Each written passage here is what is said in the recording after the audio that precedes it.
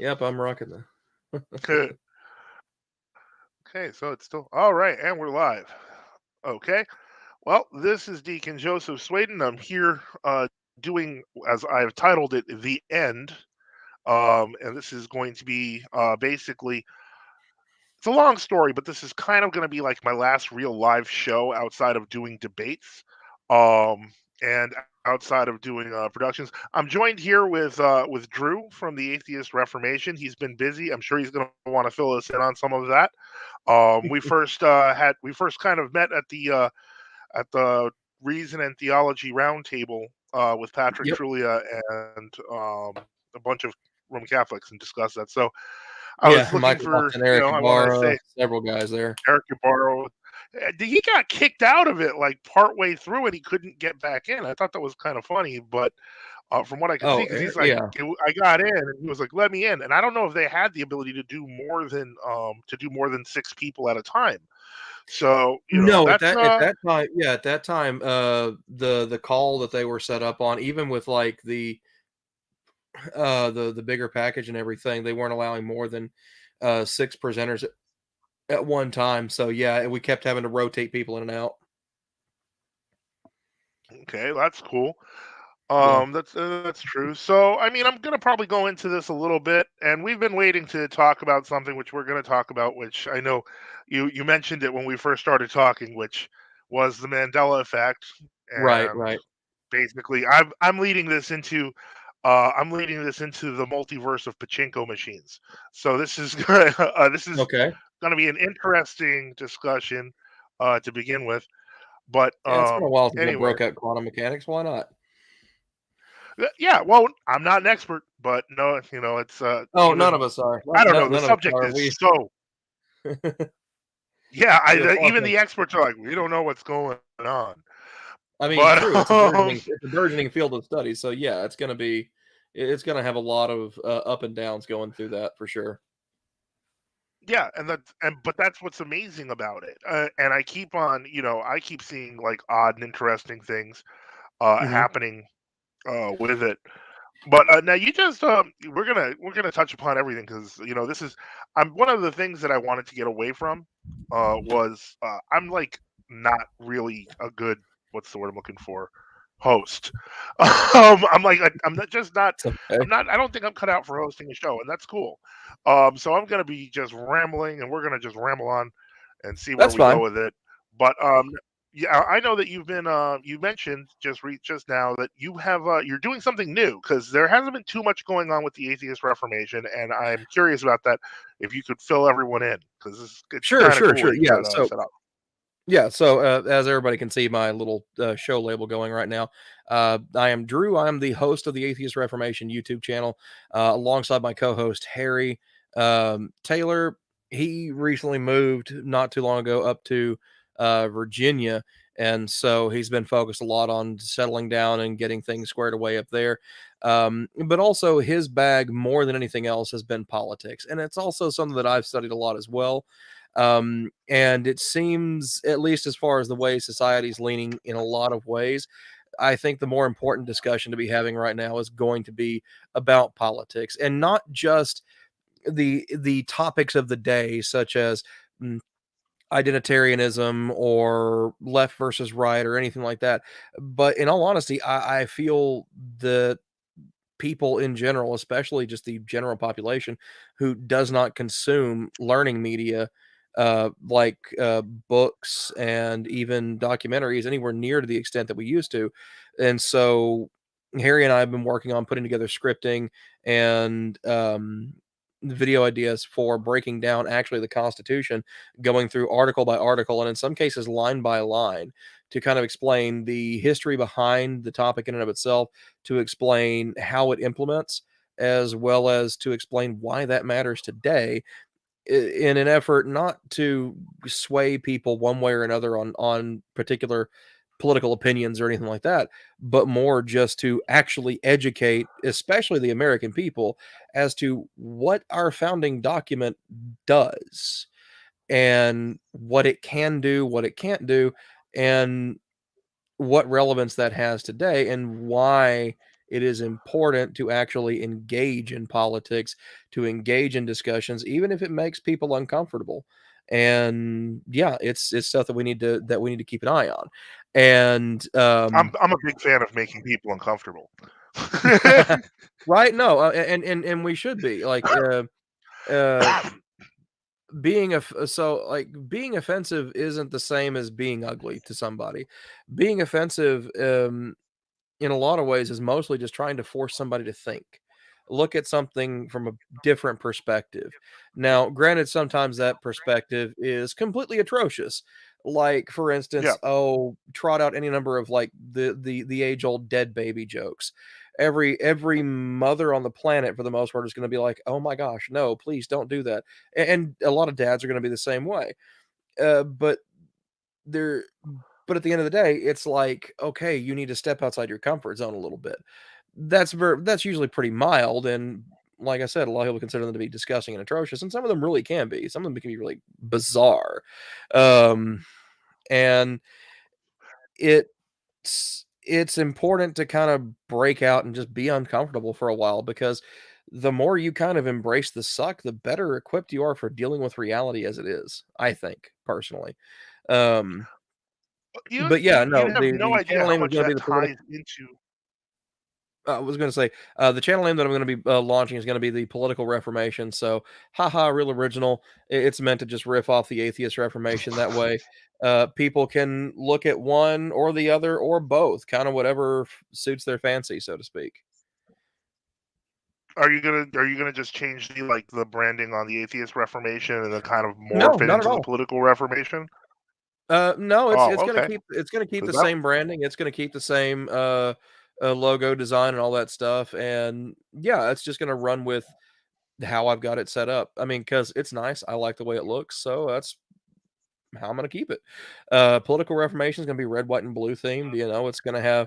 I've already incorporated a little bit of purple here and there, just so it kind of sends the message like, "Hey, we're not taking any one particular side on anything. This is an exploration of what it is, what the facts are, what the history is behind it, and how that can be used to either make things better, make things worse, make things stay the same, or what we can do to try and make it better, because the founding of it was meant to it was meant to take forever to ratify an amendment, because you had to have not only just the support of both houses of Congress, you had to have the support of the population, the people in and of themselves. And so to make an amendment to the Constitution, nearly everyone needs to be in agreement on a particular issue. And that's why in over 200 and almost 250 years now, uh, we've only amended the Constitution 25 times, 27 times, 6 times, not 26 times, 26 times, yeah. I thought. But 26 or now 27, this is it's one of the interesting. two. I'm gonna tie this into kind of like what we're doing here because we're here on YouTube and stuff like this. And Sure. politics, of course, as you know, has entered into every realm of social media. We have Oh, seen without a this doubt. so many different ways. I quit Twitter a year ago because I figured I was going to be banned anyway. And Right, so, right. and then I went to Gab, and I've been slowly developing a following of like non crazy people there. So the point is, it's That's taken gotta me be like tough 4 on years, Gab, but I man. finally got there. That's Huh? gotta be tough on Gab. It is. It's funny. Like there was some guy like this rock band called Trapped, and Oh the god. lead singer Oh, decided he was going to join Gab. Oh boy, every Nazi on the planet. It was so funny, but yeah, he's that still Chad Michael plugging along. Brown douchebag or whatever his name is. I don't know who he is, to be honest. I only know their one song that made the radio. But the That's point okay. is That's all that they know. people just So yeah. The point is that people like if they're not used to kind of that whole like early Reddit crazed angry or just some random person will pop up and yell sig heil at you and stuff like that. Like I've gotten yeah. used to it over 4 years. And the block button I've used judiciously. Oh, Um you have Most to. people You I know have to cannot on handle it. Gab. You Do you have have a to Gab on account? no, I don't anymore. I deactivated it a long time ago, but A lot of and there's people no I know I hear that from. like I had one, then I deactivated it, and it was more because like there was nothing really going on there, and the stuff that was going on was stuff that you used to see on like pole board on 4chan. So it's like There's actually there's a group called Poll on 4chan on Gab. hmm yeah, I'm not surprised. I'm not surprised at all. And it's really just more of the same. So in all honesty, Gab is just a Twitter version of 4chan. And I've had my fill of both of those. Of both Twitter and Understood. 4chan. Yeah, and so but the for me, it's just like I look at the opposite because I have considered going back to Twitter, but there's like I see like nonstop like censorship, and it even happens Yeah, here. Here, as you know, one of the big controversial topics. I don't know if you know this, but in Orthodoxy recently, one of the most controversial topics has been the response to COVID. And just right. saying the response to COVID on this channel will probably get a warning label slapped on it. I don't care Ye- because, to be quite frank, I don't talk much about it. And when I do, it just makes people, kind of angry. And I'm not going to ask your position on COVID because I don't know it. No, But, in all honesty, I really don't have a position on it. I mean, I understand a good portion of the science behind it because I've studied some of those aspects of biology, including cellular and molecular biology, at least a little bit here and there. And so mhm, I understand how viruses in and of themselves work. I understand how this particular version of a virus works because it's very yeah, similar to influenza and others. And so, I mean, like, are there some things that seem a little out there from what's being purported by certain what would normally be reputable sources? Yeah, some things seem a little weird here and there.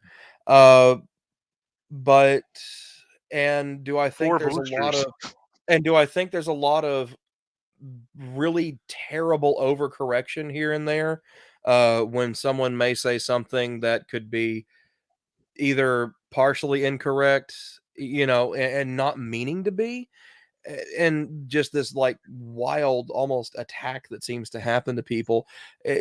It seems that people have forgotten what it's like to be civil to each other. People have forgotten what it's like to engage in civil discord, so to speak. And no, I'm not talking about Discord servers or anything like that. Civil Discord people, come on. Look it up. That's all I got to say Yeah, on that one. it's just crazy because but that's for me. I mean, there have been a few turning points during this. I've largely, I mean, I hate to say this, I've largely kind of ignored it because for for me, I had a breakthrough in 2020 mentally. We kind of did because when Trump first started pushing hydroxychloroquine, for me, I was like, well, okay, hydroxychloroquine, you can just tell from the structure of the word is based on another medication. In this case, it was based on chloroquine. And then I thought, that still sounds like it's based off another medication. And so Right, I was quinine. like, oh, yeah. Yeah, And quinine. It's quinine, it's as it's you a know, can malaria be found, medication. Yeah. yeah. And that you can find it in tonic water. And so immediately, while Right, everyone was but getting not toilet paper, yeah, but it's not really diluted. into You have to drink all, you have to drink huh? a massive quantity of it. Like, you have to drink a ridiculous amount. And it really Right, depends on it depends on the tonic water because a lot of tonic water does not have quinine in it. no, it has to say contains quinine in it, because of, no, that's something else. I was thinking of the sweetener, but no, it does. If it says Yeah. contains quinine, it legally has to. But the point is that the amount in quinine, and I've looked this up. Apparently, what they did was to make it palatable, a bottle of tonic water, like a liter, is Mhm. effectively one dose, which is honestly, it's minuscule. My wife actually purchased quinine in a more pure form, in a liquid form, the cinchona bark, and so it's a really Okay. small amount. You mix it in water, but the point I'm Mhm. trying to make is that if you drink a liter of quinine, you've effectively taken one dose of quinine. So Mhm. while everyone was getting the toilet paper, we were buying massive amounts of tonic water, like 15 to 20 bottles at a time, Right. because I like Easiest way to tonic find water. that by easiest that way to that find that, helped. by the way, is at a liquor store. Yeah, yeah. Pennsylvania is weird because Pennsylvania is state-controlled liquor stores. So there's like Really? you can't have a liquor store if it's not the state. Huh. So the point is, yeah, it's quite That's the that's racket. that's a new But one. then I've that's a new one. Okay. it was new when I got here. They were like state stores. I'm like, what's a state store? They're Yeah, owned like by the that's state. It's actually hmm. it's a weird bipartisan coalition of originally it was set up by a weird coalition of union leaders and the Roman Catholic Church here because that allowed the Roman Catholic Church to dictate that they wouldn't sell liquor on Sundays. And the unions liked it because if the state was controlling it, you could easily unionize it. So Right. they got together and made it so the state owns your liquor stores. And there's been now recently, in the past 5 or 6 years, legislation to introduce privatized liquor sales. But it's Mhm. really moving slowly here in Pennsylvania. So Oh, it's still when you I see can fine imagine wine, and so. Yeah, because the state is probably cleaning up like oh yeah, gangbusters you on on the you profits better because I'm believe it. sure they mark it up like a ridiculous amount Let me put it to you this because way: they can price fix it at whatever the hell they want. I moved to Pennsylvania 8 years ago. You couldn't buy wine except in a liquor store. So effectively, now here's the weird part: you couldn't have a beer store because if you had beer, it had to be in a restaurant in an eating establishment. So all your pizzerias were basically beer stores, and everything was in the liquor store. Now they legalized now the wine, so it's just this is like bureaucracy at work here. Oh yeah, So without a doubt. in any case, so finding quinine for me, it was as simple as I went to like one of the bigger chain supermarkets, and since they were more Mhm. concerned about the ever dwindling supplies of toilet paper, there was just full shelves of tonic water. So I was just taking them down shelf by shelf. I didn't care. Right. And so and we seem to have got through it fine. I mean, we got sick a few times, and there was one time where I'm pretty sure we got COVID at least once, but we survived. But in any case, it just struck me as a very simple thing. Now, ironically, studies are coming out showing that chloroquine and quinine do actually work against COVID, but they waited a year or two after the vaccines were developed to let those out. Max Well, says hi. Hello. I think a lot of that on that particular thing. I don't think there's anything specific to it as to why that waiting happened because again you've got to wait till your data comes in, you got to wait till your tests are run, you've got to wait until you've actually gone through and you've weeded out all your nonsense and your bad data and retested whatever you're trying to test, and confirmation studies are a pain and they take a while too. um Yeah. but like at least for two of the vaccines, they were extremely easy to make because COVID is a SARS variant. Yeah. We already have vaccinations for that. So all you Yeah. do is There's use flu vaccines. well, no. So no, I'm talking about like SARS. What was referred what we call Oh, okay. You're talking about SARS, the SARS, South Asian the respiratory bird flu. syndrome. Yeah. Right. So we have vaccinations for that. And it's not very difficult to go through and essentially just edit um a vaccine recipe to now carry the antibody load for COVID. And so, yeah, no, there's a reason why some of those were developed extremely quickly because it's extremely easy to do it. And it's already a tried and true tested vaccine. And all you're doing is swapping out a single component that has no real difference in interaction with the rest of the components. So it's, whatever. But anyway, Now, so how do you feel about the fact that Dr. Robert Malone, he was key in the development of the original mRNA vaccines, and he's completely against it. They banned him off Twitter for saying that. mm, um I have not read enough into that to develop an opinion on it, so I'm honestly just not I can't offer an opinion on that. I've Yeah, no, not read enough to be able and to I'm form not. one.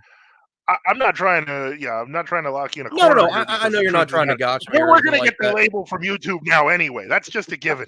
Right, exactly. Because, well, that's it's one or both of us said COVID at one point in the video, so Yeah, exactly. So obviously it's instant we just label we just feces. pushed the envelope a little too hard already. Yeah, but no, as far as all that goes, as far as the Bob Malone thing, I really don't know enough about it to have an opinion. So I'm unfortunately the wrong guy to ask that question to. Yeah, no.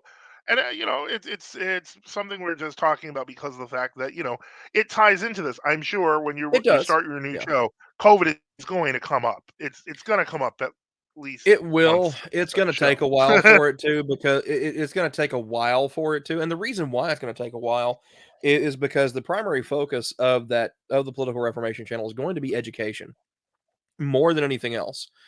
So before we even get into particular uh, like topics of the day or anything like that, it's gonna be mainly focused on educating about the Constitution. What's in it? What does it say? This, that, and the other. And that's going to take a while to get through because you've got the main body of the Constitution, then you got all the amendments, um, and then you've got there's a ton of crap you got to go through, like just to say. So it's not going to be like starting as a live show. Then it's going to be like these are going to be like No, no, no, no. kind of It's yeah, it's presentation gonna episodes. right. It's going to start as educational, like actual produced content, that sort of thing. Just a lot of cogs and tools have to come together to make everything work. So it's a slow process getting everything started.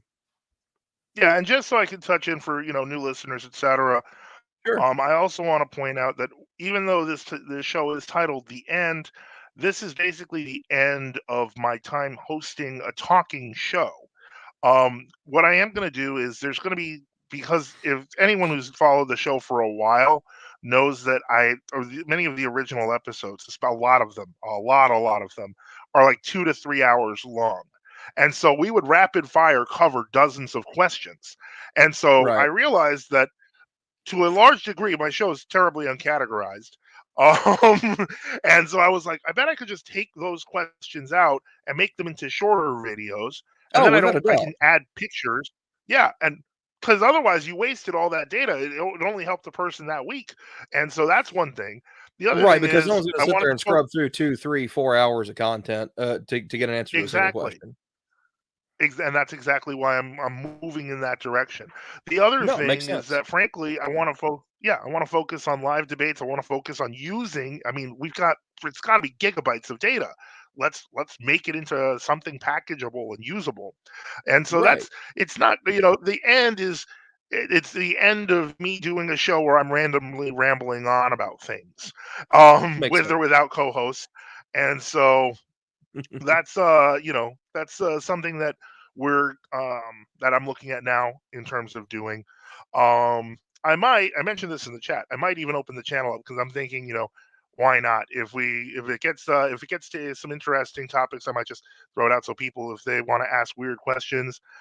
No, Max says, wait, I thought you were leaving YouTube. That's much better news. I considered it for a second. I went through a pretty dark period over about 2 3 months, and it really culminated with the whole Christmas season. And I might get Mhm. into that later on, but it made me question, the value of things, and then. My wife told me I'm whining too much, and I started realizing I was, and so I started thinking about positive things that could be done. So that's kind of where I was at with that, and that's part of the reason why I was like, and I wanted to invite you on because I hadn't heard from you in a while, and we kind of left the discussion unfinished, and I hate leaving discussions unfinished, but so yeah, that's basically what I've been doing there. And another thing is people may notice that I am commenting on a lot of videos over the past year, and I'm sure you don't know this, Drew, but or maybe you do if you assiduously follow my show, but nobody does anyway. So um, what I was gonna say is I've been following Islam. Now, Islam is an interesting and terrifying religion at once. And so I've noticed that there's been a lot of focus on it. And so this is something that I've been studying up on and kind of started interacting in chats more. And anyway, I don't know if you have any opinions on Islam, but that's something that I've been talking about for a while. Anyway. As far as opinions on Islam in and of itself, no more than I, I really don't have any more of an opinion on that than I do really any other Abrahamic religion. The majority of my content on atheist reformation focused a lot on Christianity because, well, I live in a majority Christian country. That's And what you whether know. that be, Orthodox, Roman Catholic, Protestant, it really doesn't matter. Just Christian is Christian is Christian is Christian, Hmm. as far as I'm concerned. And it's not because I don't recognize that there is nuance or subtle differences or even big differences between, say, Eastern Orthodox or American Orthodox and Roman Catholicism. It's just the distinctions and differences don't matter to me. And the reason why is because the same fundamental questions still need to be answered by either, and they can't be. Or at least they've never been answered to any degree of satisfaction that I would To your call satisfaction. convincing. Well, never been answered to any degree of my satisfaction that I would consider convincing. And Okay, and I think that's fair. because to me conviction is a very strong word, very powerful word, Hmm. and it should not be taken or used lightly. And so for one to have conviction, one must be convinced. And so if someone is convinced, that means they have a very strong case. But there really isn't for the most part for any of the argumentation that I've heard or discussed. Um Well, I mean, and I'm not gonna try to push Christianity on you here, but I no, no, did no, I want know to you're not. I introduce. know you're not. We're here Yeah, to have fun and I mean, don't get me wrong, I could, but the point you is could try. that You could try. what I did want to establish. Well, not yet, not yet. Let me explain. In my studies on what's happening with Islam and their attempts to convert the West, etc., one thing I found that was interesting was this group of people referred to as apostates. These are Mhm. ex-Muslims. Some of them Yes. have become Christians. Some of them have become atheists, but Yeah. they actually work together because they know what Islamic society is like. And if you're a Christian or you're an atheist or you're a Hindu, bad things happen to you.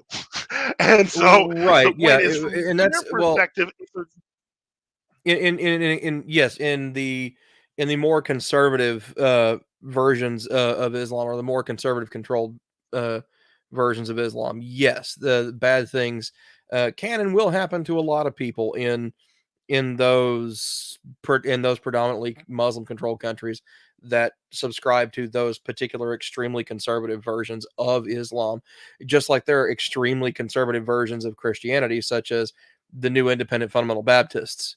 They're absolutely insane.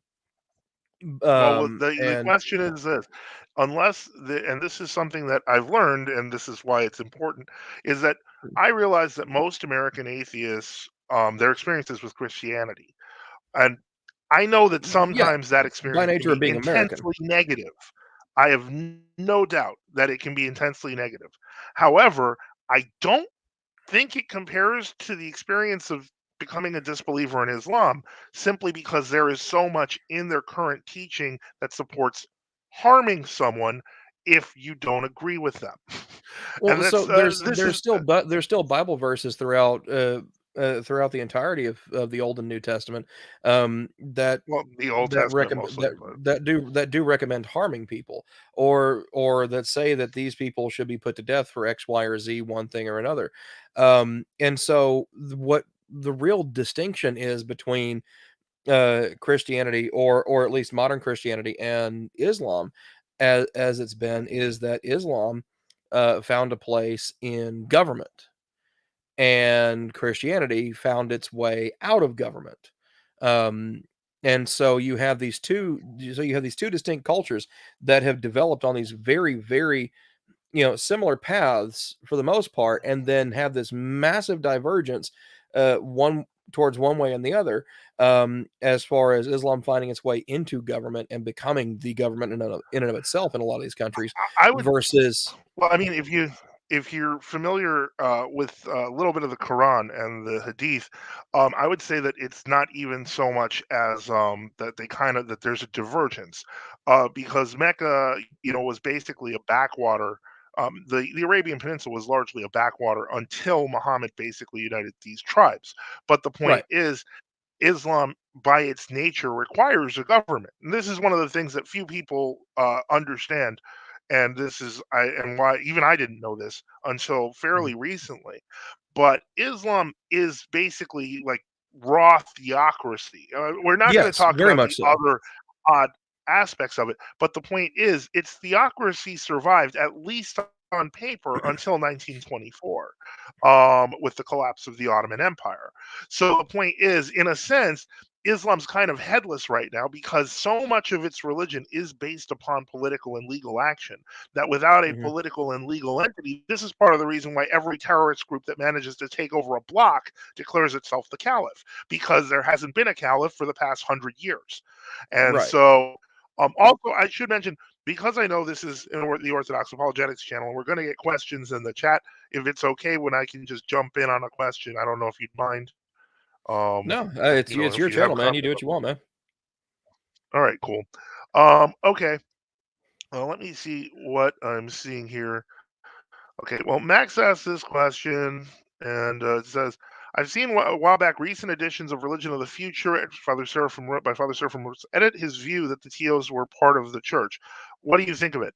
I have not seen that edit. I've read, Orthodoxy and the Religion of the Future in a very old edition, but if they have edited that out, I mean, the political reason for that would be obvious, because obviously when Father Seraphim Rose was alive, he was in communion with, well, he wasn't in communion with the, no, he died before they were in formal communion with the old calendarists of Philly.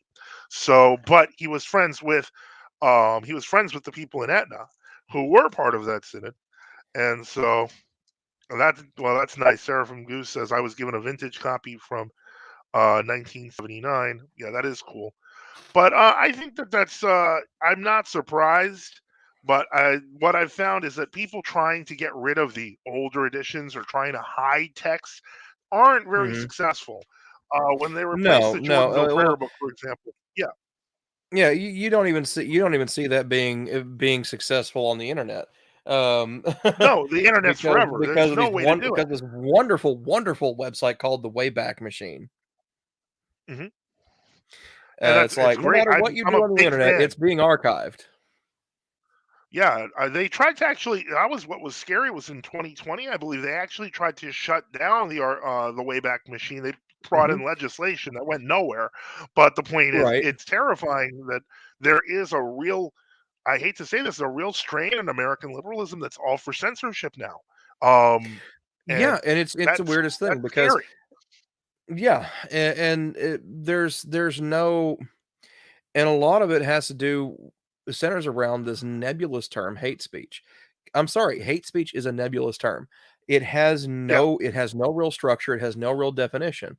It basically boils down to speech that offends someone's sensibilities. But the thing is, we say things that offend each other's sensibilities all the time. So either you have to get extremely into the minutia of it and start defining individual terms that are going to be classified as hate speech, or anything can be hate speech at that point. And so a lot of people tend to not differentiate between hate speech and speech that they hate. There is a difference between the yeah. two, but they don't seem to recognize that. But, I digress. Yeah, I mean, I think that we should basically expand upon our current legal definitions of terroristic threats, etc., rather than using nebulous terms like hate speech. I think that that's easier, at least in terms Yeah. of an actual, practical, quick solution. But Yeah, in I any agree case, with yeah, that, but the want to expand it to include things like racial epithets and things like that, I don't necessarily agree with, because you have these reclamation efforts, like for instance with the go-to for anybody is the N-word for lack of a quicker to grab reference.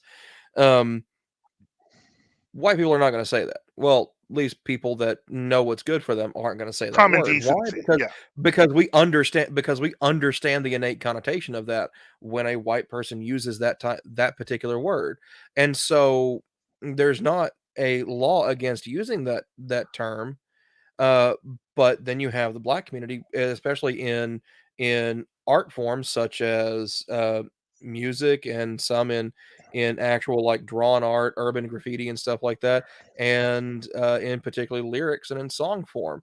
They've effectively reclaimed the word and they've adapted its usage, and so at that point, if you're going to try and go through and say, well, any racial epithet is going to be considered illegal now, well, now you suddenly have this problem where you have either racist douchebags crying about selective enforcement because they're not going after, you know, hip hop artists for using that term, or you have this massive overcorrection where you pursue legal action against literally everyone for using it, and then you have an even bigger problem on your hands. And so, Well, I thought one of the funniest things I saw, and this ties into the whole censorship and big tech thing. I don't mhm, know if you've heard that. I guess one of Trump's people made a website called Getter. It's basically a Twitter clone. It's not very good. I've been on it since it came out, and it doesn't do much. And it's basically a bunch of basically conservative celebrities get paid to be on it, I think. And so uh-huh, one particular uh, conservative pundit, and I'm trying to just get his name because I know it's John something, but the point is, he's a okay, black conservative pundit, and he put the N word in his bio. He was okay, immediately banned from the site. And yeah. he's like, wait a second, you can't do that. This is supposed to be a free speech free for all. And, he's a conservative, but he's also, you can't. I think that in the African American community, there's reasons the whole, I guess you could say the repurposing of the term. And there's videos and lots of stuff about that, so on and so forth. But the Well, fact I that wouldn't they even say actually then repurposing, just called like him, actual like reclamation. And basically, it's the and that's why I use the term reclamation to describe it instead of repurposing, because repurposing Mhm. makes it sound like, okay, well, we're gonna let you keep the word, we're gonna let you have the word now, when that's not really the case. It was taken, and it's like, no, y'all don't get to use that term, but we're going to turn it into something less negative or less that describes us or how we choose to view the world, how we choose to see things. And so in essence it was reclaimed, and so instead of being given to them, they took it, and that's exactly what should happen. yeah, it was John Miller. And so basically he Okay. he put in his bio, they banned him, and he got into a fight with the heads of Getter over free speech back on Twitter. So there was something surreal that Getter was supposed to be an alternative to Twitter.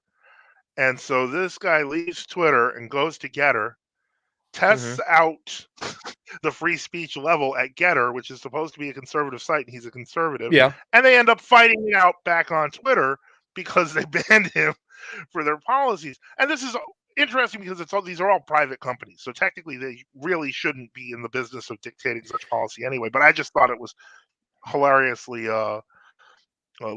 Yes, my wife says you're live already. Yeah. Yes, yes, I am. And okay, and some people are commenting on the thing. So anyway, Yeah. once again, for those who just joined, this is going to be the last live show. We're going to be creating smaller shows out of many of the original broadcasts because there were so many questions, so on and so forth, and I can focus on trying to find live debates, because that's my big focus has been recently. Like, occasion somebody just suggested Alan Rule. I guess he's a Roman Catholic writer. I have no problem with it. I guess I have to reach out to him and I'll try to find him. But basically, we've have been having mostly a discussion on free speech, just a little bit of COVID. We haven't touched on the thing we were going to touch on. Well, if you want, we can go ahead And and jump into that now. Why not? Screw transitional material. okay, well, in that case, basically, one of the things that we had been talking about a couple of years ago, before there was like kind of a break for everybody, Hmm. um, is we were talking about things like the Mandela Effect, and Yes. so this is one of those things that frankly is interesting to say the least. I don't. Did you ever get to see the movie? No, I never bothered watching the movie because, in all honesty, I kind of saw it for what it was from the jump, which was just riding a hype train with no real actual effort put into it. Well, I don't. Well, the director of the movie actually he actually became a believer in that in it. He really started to. I think he tends towards the simulation hypothesis, which Right, is towards I simulation don't. theory that we're all living in the matrix. Well, I mean, Yeah, I that's in all honesty, that's an easy one to get stuck in because there is no answer to hard solipsism. Not that there is no answer. That's an absolute statement, and I'm not an absolutist. Um, but more, we currently have no answer to hard solipsism.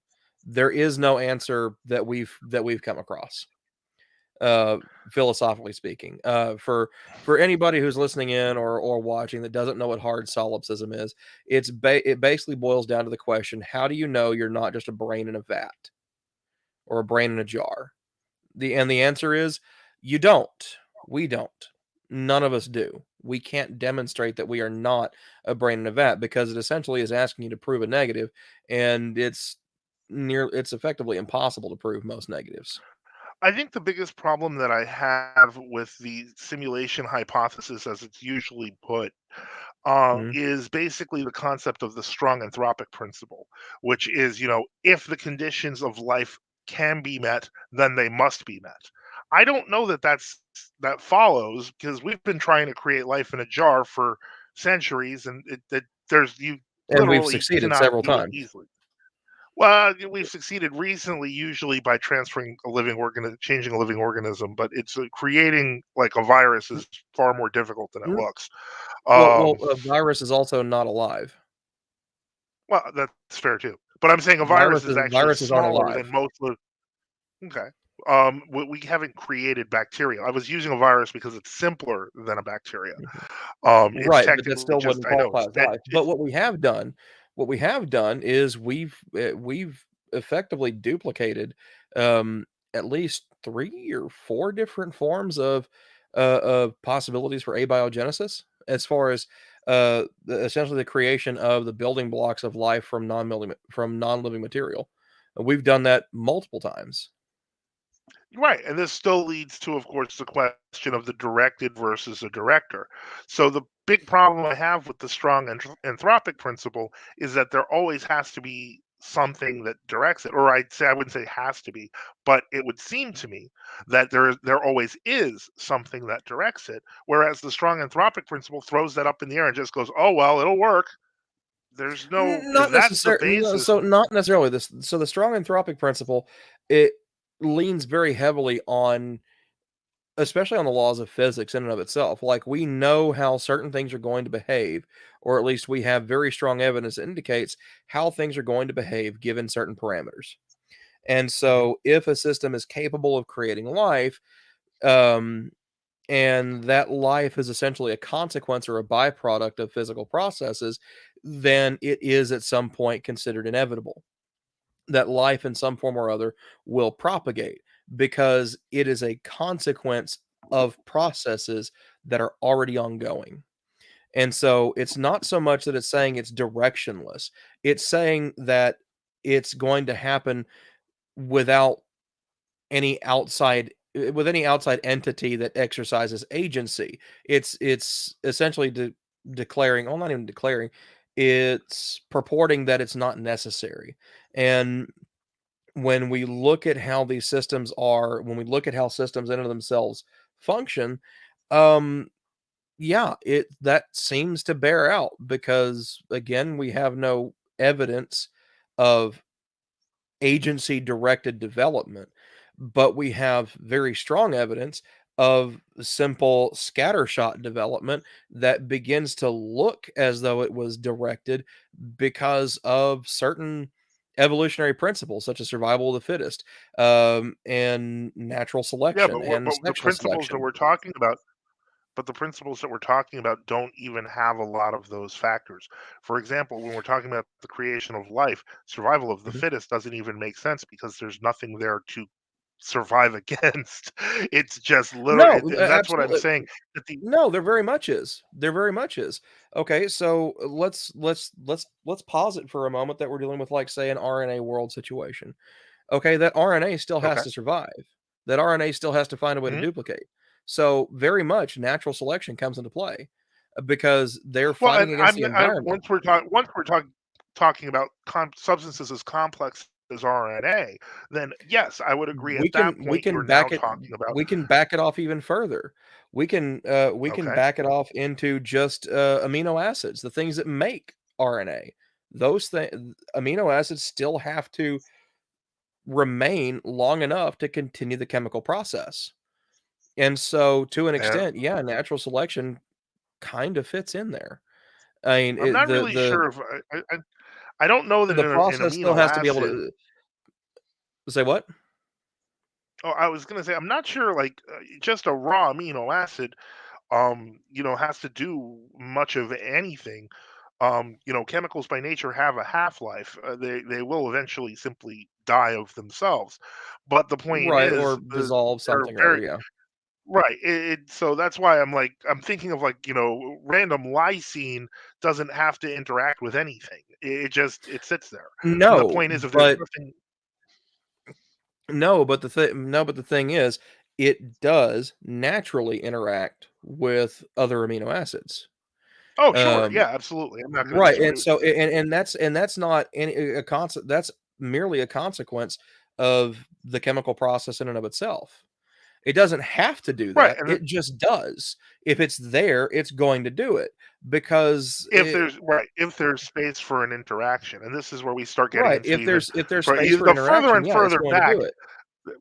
and then we get to of course, you get into primordial soup, so on and so forth. But the Uh, further primordial we get soup, uh, down that primordial soup is line, nonsense.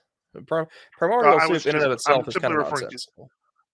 I was simply referring to the interactions between amino Okay. acids that would eventually create the factors for RNA to develop.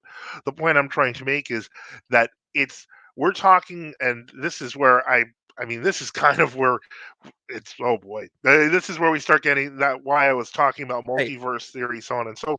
can I ask you a Um, favor this real is where quick? the stuff gets weird and spooky. I'll go Yeah. ahead. Bring up that comment that suffering orthodoxy just dropped at 717 I think he's or being 817 sarcastic. for you. Oh no, do it anyway. It's Yeah. gonna be fun. Hey, suffering Okay. orthodoxy. It depends on which monkey exhibit you're in front of. If you're in front of Catarine monkeys, it's a lot more than triple great. Try more like 16 to 17 at a minimum. And that's really just to get you back to, I think, even Homo neanderthalensis at that point. So you go I back just, a couple of a few hundred generations, maybe in 1,000 or three. Then yeah, yeah, no, yeah, you're yeah, talking a lot of generations here. yeah. But this is, and this is the problem that we come into is that, and I'm again, this was not meant to be a discussion on creation versus evolution, but I'm just Dude, pointing out it's that the the end. math It's the is end. Let's talk really, about really everything. hard here. Let's talk about everything. Come on. All right. Well, okay. Yeah, but you got to organize the thoughts. I mean, I'm still in the primordial soup, so I'm trying to get out of the soup, I'm sorry, I have and I'm trying. ADHD, man. So it's gonna happen. It's just Okay, so I'm just here's the thing.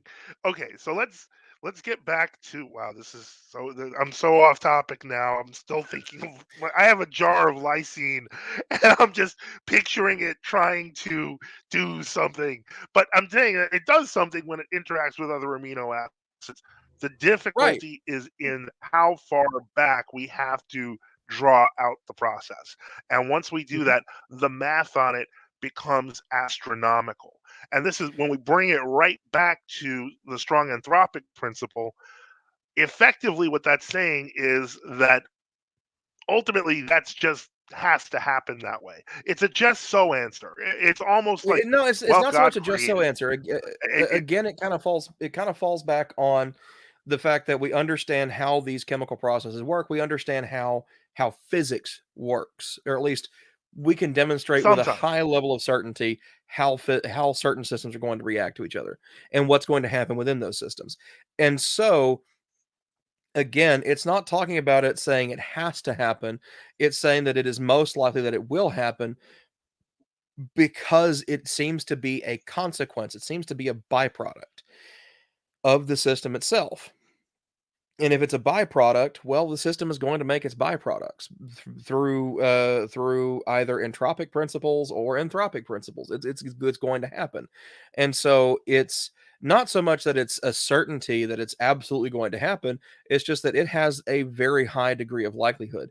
And the problem that I have with this is with anybody who brings up, okay, you roll the clock back far, you know, roll the clock back, yeah, the math gets astronomical. What that ultimately says is the person who is saying that does not understand statistics at all, or how statistics and probability work on a mathematical basis.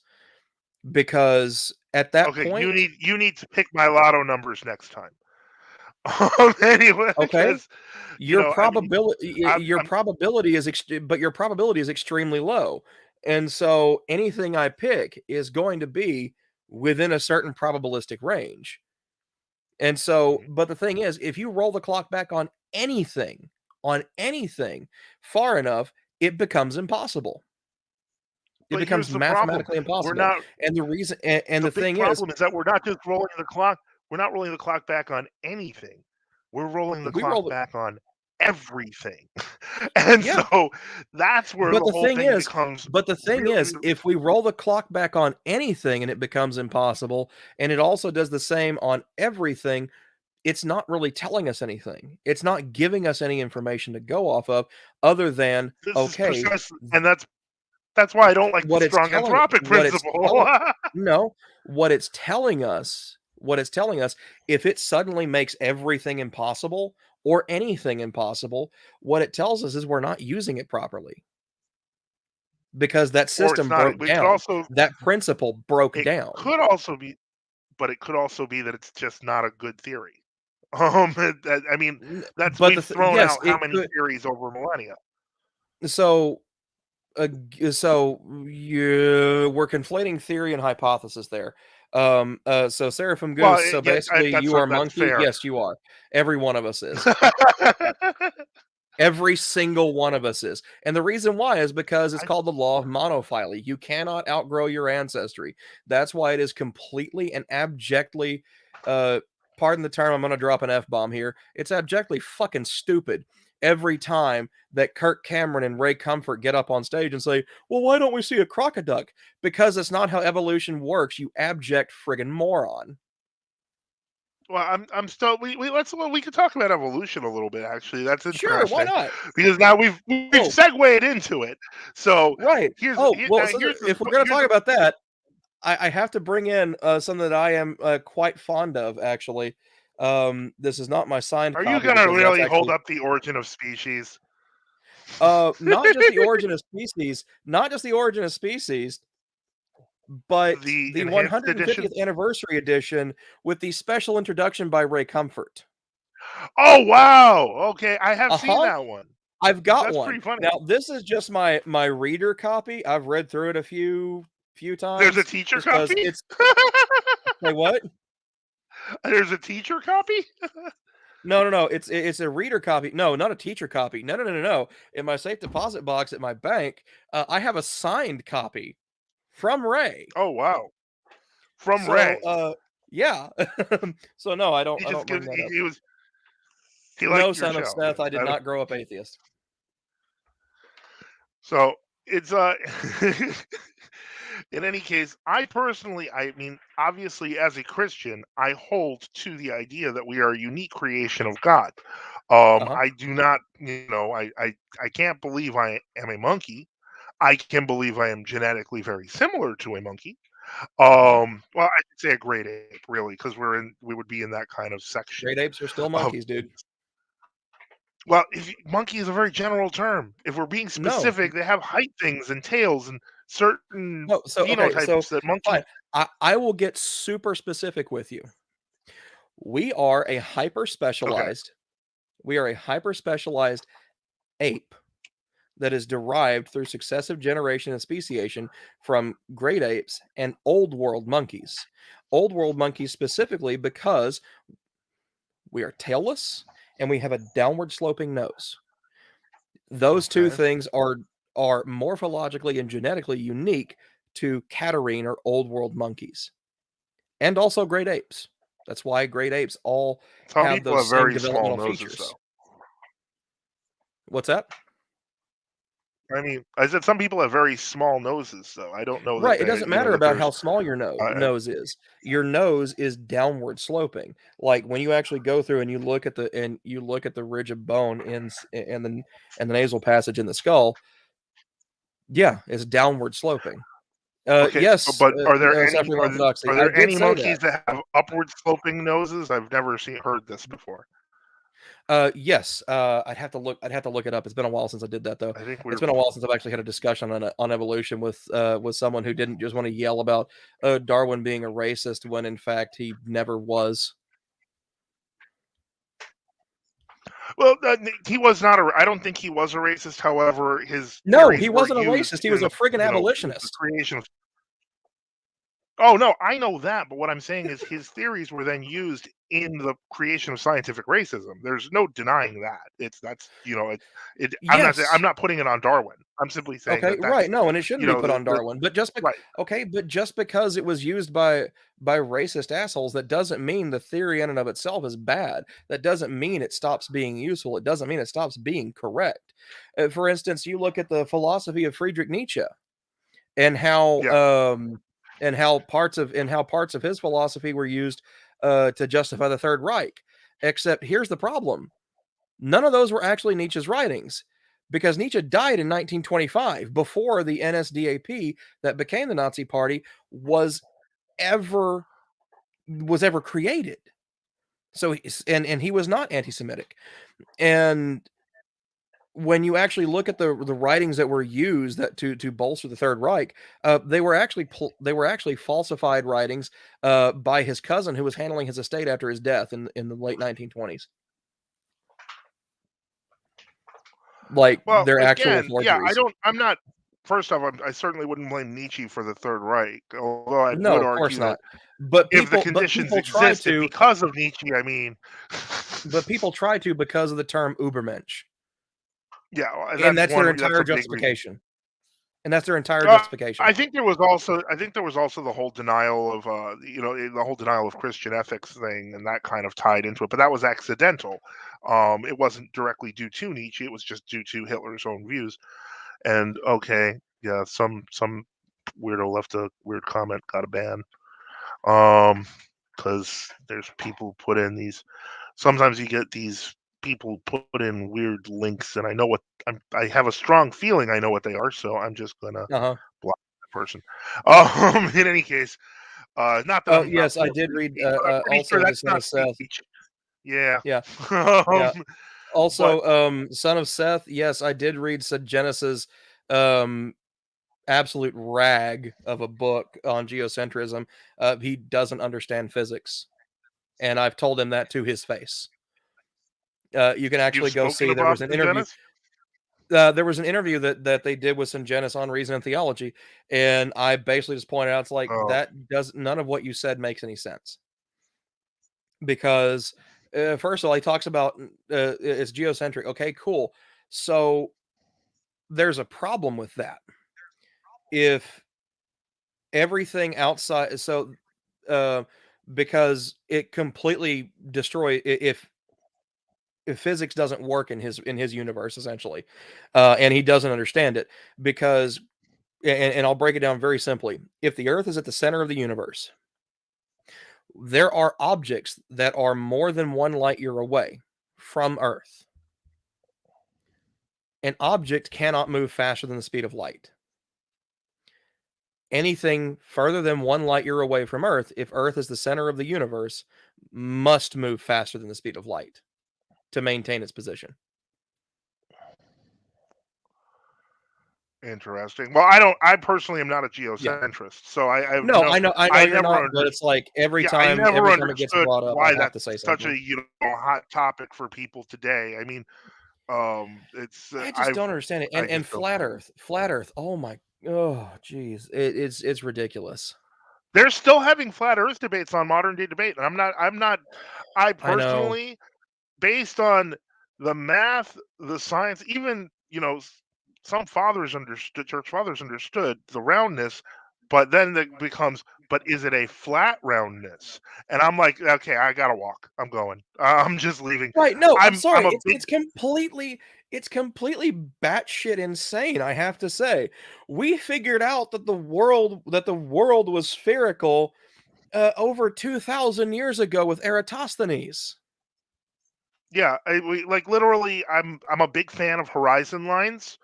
And that wouldn't exist in a flat Earth. So Right, that's just my exactly. Horizon lines wouldn't that's me. exist.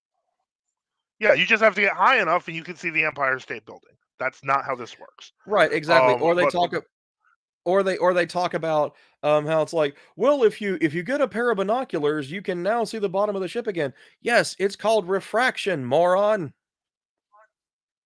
and then okay, plus on top, the biggest thing for me is that it seems to me that you get to really the development of the flat Earth society, etc. You find this in the early 1900s. This is all. It's right around the time of the creation of things like scientific racism. It's also, I mean, just a few decades before, no less a person than Washington Irving wrote a treatise about the distinction, the conflict between science and religion, and to some degree, he kind of invented the conflict, considering that most scientists before Washington Irving's time, at least to a large degree, were funded by churches. So because the human desire for discovery has always existed, it's just always been part of it. Right, And so, well, at least for certain things, unless it challenged certain core, what were considered core tenets of the church at the time. well, this is what let's take if we take, like, for example, the whole geocentrism. That's a perfect example because Yeah, Tycho Brahe, Copernicus Nicholas was Copernicus. approved by they approved Copernicus's writings, and it wasn't until Galileo started throwing in some other stuff that they finally said, you know what, you're a heretic. And then, of course, it became, oh, I'm a heretic because I believe the sun is the center of the universe. Well, The problem is that let's also not forget that Tycho Brahe was executed for heresy before Copernicus, and Copernicus effectively hid his heliocentrist uh, thoughts in the if I book. remember correctly, Tycho Brahe held a number of opinions, not just about heliocentrism, other things. I'm not No, but justifying the Catholic Church heliocentrism was murmuring from it. specific. But heliocentrism was his teachings, like his teachings against the Earth being the center of the universe, or the center, at least the solar system, um, if I remember right, was specifically mentioned in his Yeah, in it effect was in the the warrant list for his arrest. of charges, Like but that it was a particularly was list of singled charges. out. Is my point. Well, Right, but with all the other again, stuff, they when could you're have picked dealing with large anything, and lists why of did they pick charges, that? yeah, I think that was part of it. I think that they were just kind of going down a list, and this is, I hate to No, say it this, didn't mention I'm not everything, gonna because there were other things that he was reviled for by some of the by the upper echelon of of of Catholic society in the area that he lived in, that were not mentioned in his arrest warrant, but heliocentrism specifically was. And so it's like, apparently that was a big ticket item in that century. Who knows? And then you have Galileo's book, which didn't say anything radical in it aside from well, expounding and upon the thing heliocentrism is, further and it recognizing really that we are the not the center problem of the with universe. And the his biggest problem that book. I have. Go ahead. Well, I was going to say the biggest problem that I have with people saying that Galileo was tried for the book directly is, he was more tried for his kind of, and not, I'm not justifying this. I'm simply saying that he was more tried for the insubordinate behavior he showed than the actual text of the book. It seemed like the text of the book, even among church officials, was something that they were going to quietly let go, but he was kind of brash about it, and powerful people don't like being yelled at. And I realized Yeah. that that's a very it's a minimalistic way of putting it, but this is that's kind of where I'm it's one of the big problems is that a lot of astronomy at that time was tied to astrology. And so Right. And any astrology is bullshit time too. well but here's my point is that because they tied that so closely together, I I'm Hmm. not again justifying the Roman Catholic Church by any means, but simply Oh no, saying that I I wouldn't could care. see I where don't care which church did it. It's the fact. It's the yeah, fact that a theological giant was what was essentially quashing scientific exploration of of a particular type for really no reason other than it demonstrated that it may not have the authority that it purports to actually have. And power never likes to let go of power. And it doesn't matter whether it's religious power that's controlling government in the form of early Catholicism. It doesn't matter if it's the monarchy. It doesn't matter if it's the Republican Party, the Democratic Party, what have you. It doesn't matter. Power doesn't the like letting go Taliban. of power. And it especially doesn't like letting go of narrative control in general, Yeah, just in general, because narrative control is essentially mind control to a certain extent. If you control the narrative effectively enough, then you're going to be able to control your population or control your listener base, this, that, or the other. And it's not so much that you're controlling the media consumption. The media consumption doesn't matter because media doesn't make you do anything. It's the fact that they control a message to such an extreme degree that yeah, you see, eventually it's not you necessarily see, going to have an effect, I have to. but I might it's going slightly to at least be disagree passive on. acceptance. What's that? I might have some disagreement on that, and that Okay. is the nature of compulsory power, which is what we would generally ascribe to government. Yes. Can be coupled with media power on its own, and Yes, it can. usually is. There's no accident that the majority of news correspondents now at MSNBC and NBC are usually former federal agents. That's not a coincidence. Well, They're federal ex employees, not CIA. necessarily federal Well, I agents. was gonna say, yeah, I was gonna say like ex CIA, ex FBI. All our intelligence agencies are suddenly broadcasting the news to us. There's something going on there. Orthodox Christian asks, I thought this was about the end of times. We could argue it is. Any thoughts about that as a topic? Wow. Oh boy.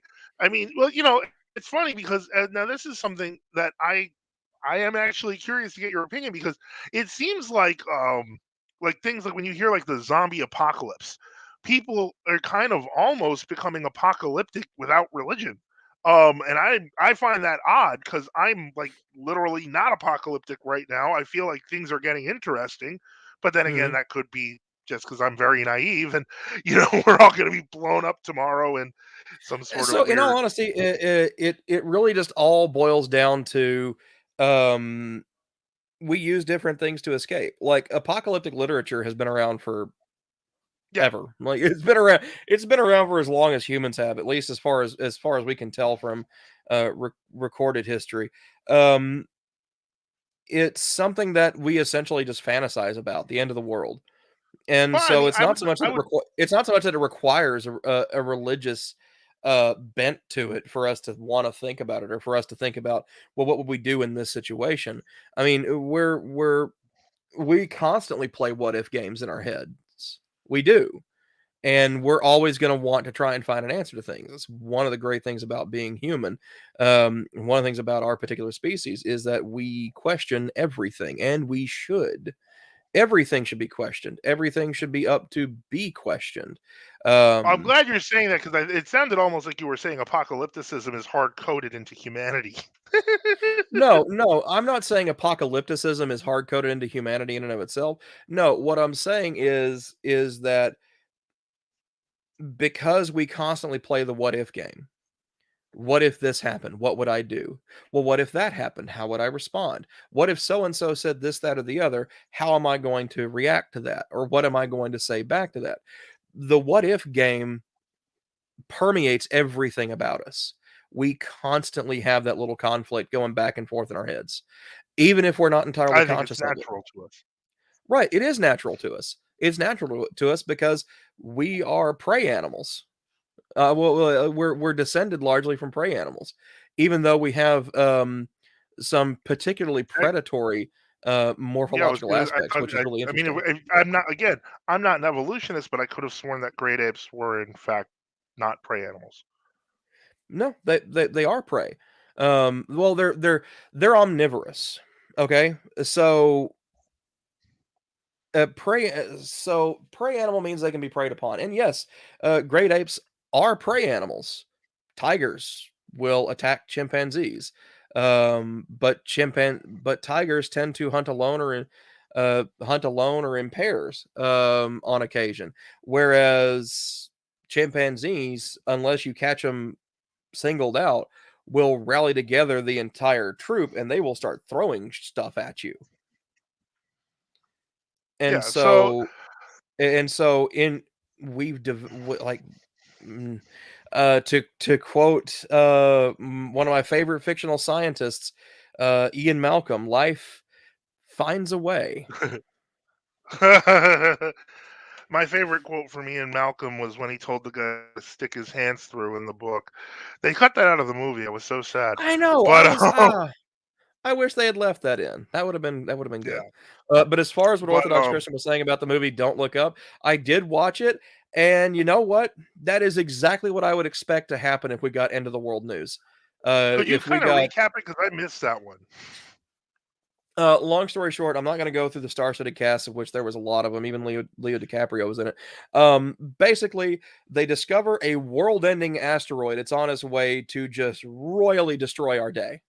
And then the scientists take it to the president, who is portrayed by Meryl Streep, I think. Anyway, Oh boy. who's like it, and told the probability, which is like 99 point something something percent, like as close to 100% as a scientist is willing to go to. Hold Hey, on. Craig, what's up, man? Hey, what are you Long I'm doing time I'm here? no not. see. It's But a anyways, full like to kind of reunion now. to to kind of finish that out, they go on this media tour trying to tell Continue. everybody, hey, yeah, we're all going to die. An asteroid's going to come and destroy us. And everybody's like, oh, well, that's just real Debbie Downer. We don't like talking about that, man. And that's exactly how I would expect most of the world to respond, especially in the United States, especially I today. think you might. Hold on, Drew. Craig, I I think think Craig your is mic echoing. is up. Yeah, because My you're getting a mic's not massive good. echo. No, your Massive mic's good, echo. but you're kind of. I think Your it's the Wait, speakers are wait. echoing. audio I'm not, playing at this. Okay. how about now? Check, check. I don't know. Yeah, There we You echo go. say something, Drew. cancellation. That'll work. All right. Cool. I did it. Welcome, Patrick. Good job. We all know Patrick from the Orthodox Apologetics channel as Craig Trulia, but I'm gonna let it out. His Christian name is Patrick, and so that It's is not, why. just so people know. I'm not so much. It's not hidden. It's just that people knew me as Craig before, and just there was never this good opportunity. I prefer to be called Patrick in the Orthodox world. I mean, it'd be strange if my mom This is called your me coming Patrick. out party, Patrick. Again, it's not that I hid it. Like I mention it in articles, but it's, yeah. Like I always say, this is Craig Trulia, but really I'm Patrick Trulia. God willing, I persevere in the faith, and I'll be in heaven. My name is Patrick, unless I become a monk and I get another name. Okay. So All right. anyway, and but so all right. So basically, we were talking about apocalypticism, and this is now that you're here, we can do it again. This is the end of my live shows. Basically, I'm going to be focused on debates, and I'm going to be focused on shrinking shows, taking pieces of previous episodes. You remember 3 hour things, sometimes with Bishop Enoch, without, and making them into small episodes. So this is kind of my last live show.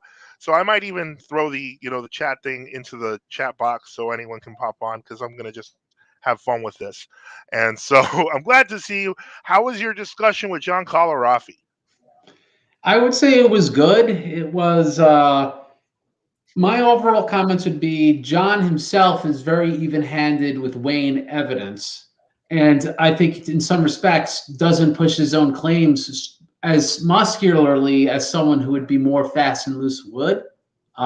That's my impression of both reading his work and just interviewing him.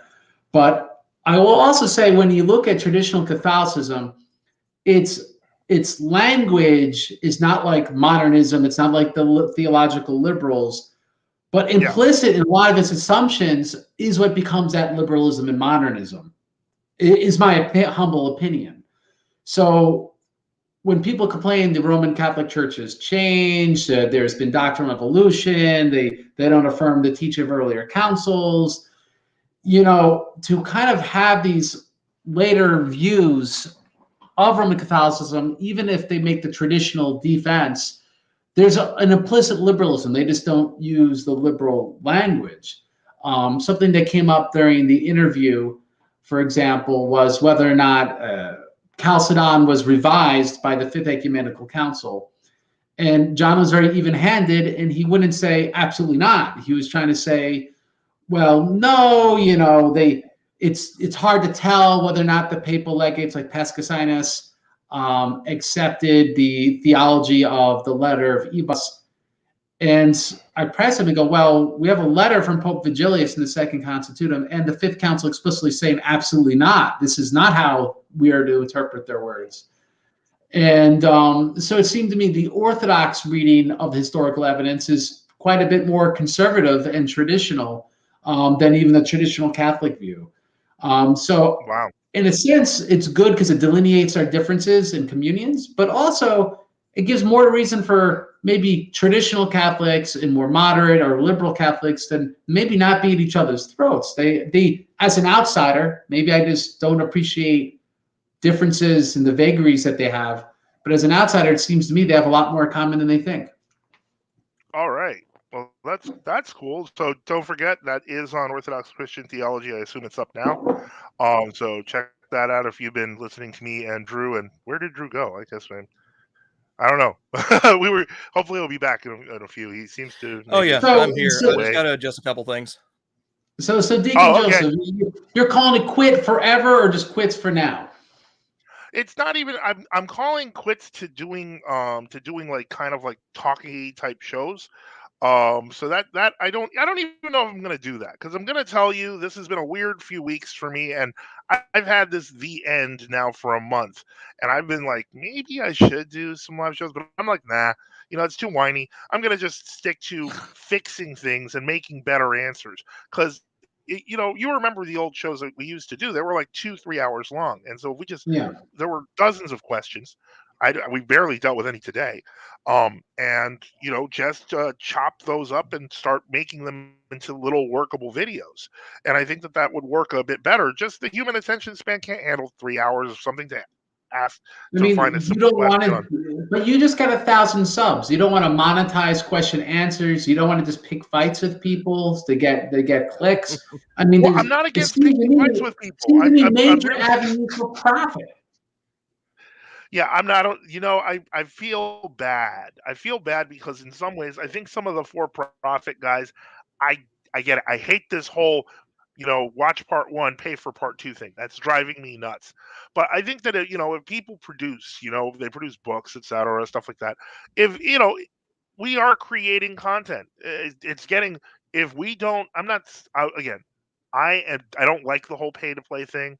What I don't also like, though, is that the truth is YouTube makes money off us, lots of it. And the point is, a part of me Yep. understands the mercenary aspect of it. It's not me. It's not how I do things. I've always, but then again, I'm so web 1.0. Like most of the apologetic stuff I did was on a web page, and the web page was 1996 static, and no one GeoCities. was. Go. I did have a GeoCities account, but it's gone I now. knew it. I I had knew it. I had quite a few free website accounts, but they're gone. And the point now, I actually have to pay for it. So I've got to. I can totally get justifying, like, there's charges. This StreamYard, for example, I went a month without doing a show and I paid $10 for absolutely nothing because Yep. I bought into this StreamYard Plus to get, people on. So that's part of the reason why I'm like, maybe I'll just let the chat link in. I'll just put the StreamYard link in the chat because I'm just like, you know what? I did pay for up to 10 people. I haven't actually seen that happen. So It's anyway, true, but their but servers yeah, really can't I got handle like, up to 10 people. well, that's what it supposedly says. Up to It 10 people. seems to me, Anyway. though, Deacon Joseph, there's a path for profit. One thing, content that's just like you're producing quality videos, you're editing documentaries, whatever. It's not getting paid that's a problem. The real problem, not speaking sarcastically, is purposely creating controversies and making this into a soap opera. It's very, it's effeminate. So like they'll Yeah, purposely, I'm going that's to pick a true. fight No, with I Taylor agree Marshall, 100% with that. and I'm going to pick a fight with Jay Dyer, and I'm going to pick a fight with Eric Ybarra, and it's not like, it's not even about content. It's just about people fighting with people, so they have a soap opera to watch. It's just it's Christian That's fair. WWE. That's the problem. That's fair. I mean, it seems to me that there are a lot of there's a thing with the YouTube personality that has developed, and I feel like people they are towing a line between being real somethings, real hosts or real apologists or real discussion people, and kind of just becoming YouTube personalities, like being like their existence kind of is ephemeral. It's they're kind of like an image more than they are a person. So yeah, I get that. And when you're talking about these soap operas and these fights, so on and so forth, what's taken away from that is that the message that we're supposed to be bringing, whatever whatever we're doing. And I want to give Drew a chance to fill you in on what he's doing next, because it's an interesting thing. um the message that we have gets lost. It gets subsumed into it. It's no longer about, in our case as Orthodox Christian apologists, it's no longer about the message of Christ, the truth of our faith, which we can just debate with Drew here if we want. He's open to it apparently. But personal people making it about themselves, and that's the real danger. We lose sight of the real message. And every one of us that's on here, I think, starts with a message, and then some place or another, I've become like a real big fan. And this is going to sound stupid. You guys are probably going to be like, why did I come on the show after I bring this up? But I've become a real big fan of the Report of the Week. Apparently, it's like this A kid what? started out like 14. He calls himself the Report of the Week. I think his name is like John Jukacek or something. But the point is, he started out as like a 13 or 14-year-old kid on YouTube, and he was reviewing items. He was reviewing things like energy drinks, and then he just started reviewing fast food. Fast forward 10 years, he has 2.5 million followers, and all he does is review fast food. And at first, I thought that was ridiculous. And he's a funny guy when he reviews them. But then I realized he's serious. Like, he gets mad at Taco Bell, and people listen and scream at Taco Bell when they don't put enough meat in a burrito. And I'm sitting here like, he's taken his message and he's stuck with it, and it works. And in a sense, it's not even about him, although some people are, he has like fan accounts and stuff like that, but he hasn't deviated from his message. And this is where I feel a lot of people do that. Eventually, it'll become like, Deacon Joseph reviews Dollar Tree items or something. And all of a sudden, it's no longer about the truth. It's no longer about the message. It's about the person. And I think that's what we're seeing in these soap operas. Oh, good That point. I think that, like, I hate to say this, but like, and I don't know Jay Dyer. I think I've had exactly one word of conversation with him in a chat before I was blocked. I have spoken to Eric at length. I believe that once upon a time he was legitimately trying to be a Catholic apologist, but these people have become personalities. Like, there's team this and team Eric and team Jay and team Please Up Gang and all the other things. And what we're doing is we're losing ourselves in these concepts of personality. On that, Maybe Drew can talk about the new channel on YouTube. I think that's too profound for me, Deacon Joseph. Drew? Yeah. What? Oh no, because Patrick wasn't here for the beginning, so he missed your whole new show. Oh, yeah. So, starting up a different channel. I can give rewinds. Just give the spark notes. Starting up a new channel, Political Reformation. It's going to be some good content. Switching gears, basically. You're no longer an atheist? Moving into... No, I'm still an atheist. It's just not anywhere near as important as focusing on actually educating Americans on what the hell is in the Constitution. Because apparently nobody knows, despite the fact that it's out there for everybody to read whenever they want to. Well, that's a lot of stuff. Yeah. They don't like reading. It is. In fact, that's the importance of YouTube. Like literally people they'll say, like, it's how we educate. You just tell me what this whatever says, and you have to tell them, why don't you read it? You know what I mean? I'm telling you to go read it. You know, it's people like it's like thinking hurts. They don't want to put the actual effort to thinking. Well, I think a lot of it comes from the fact that text has changed. Like when I first started working on these internets here, you know, I mentioned archive.org earlier, so on and so forth. These were large archives of data and text, and I learned to become a great reader of online text. I don't own many physical books. I have a lot of digital books. And the point is, somewhere along the line, that moved into multimedia, and now people don't read at all. It's like, even when we're talking, I mean, I know people who, and I respect them for that, and God bless them, they listen to morning prayers on, you know, like stuff like YouTube. But like, it's in a book, and you just have to read it, and you're done. But I think the reading has become kind of antithetical to people because it involves work. I don't know. Maybe I'm wrong. No, yeah, it takes more effort and more focus to sit down and read something than it does to passively listen. Well, and also you become a junkie of shortcuts because people used to read tons of books until they invented the index, right? But they have to read tons of books to know like certain factoids, right? Like, you know, what did people say about Pope Leo on the fourth session of Chalcedon or whatever, right? But now they can just have a quote mine that just tells them. And so they can know something really quick by just typing it in. And so now that you can know some things really quick, people just think then you don't need to understand context anymore because you could trust people to give you the context, or if they omit the context, you could trust that it wasn't important. And that's the problem, right? It becomes, you know, someone had a comment here. It becomes a replacement for, you know, Paolo Castoros writes there, feed me answers, master influencers. Like you choose your influencer and then you just trust the story they're telling you has got to be correct. So, and not do the hard work yourself. And that's not spiritually good for the influencer per se.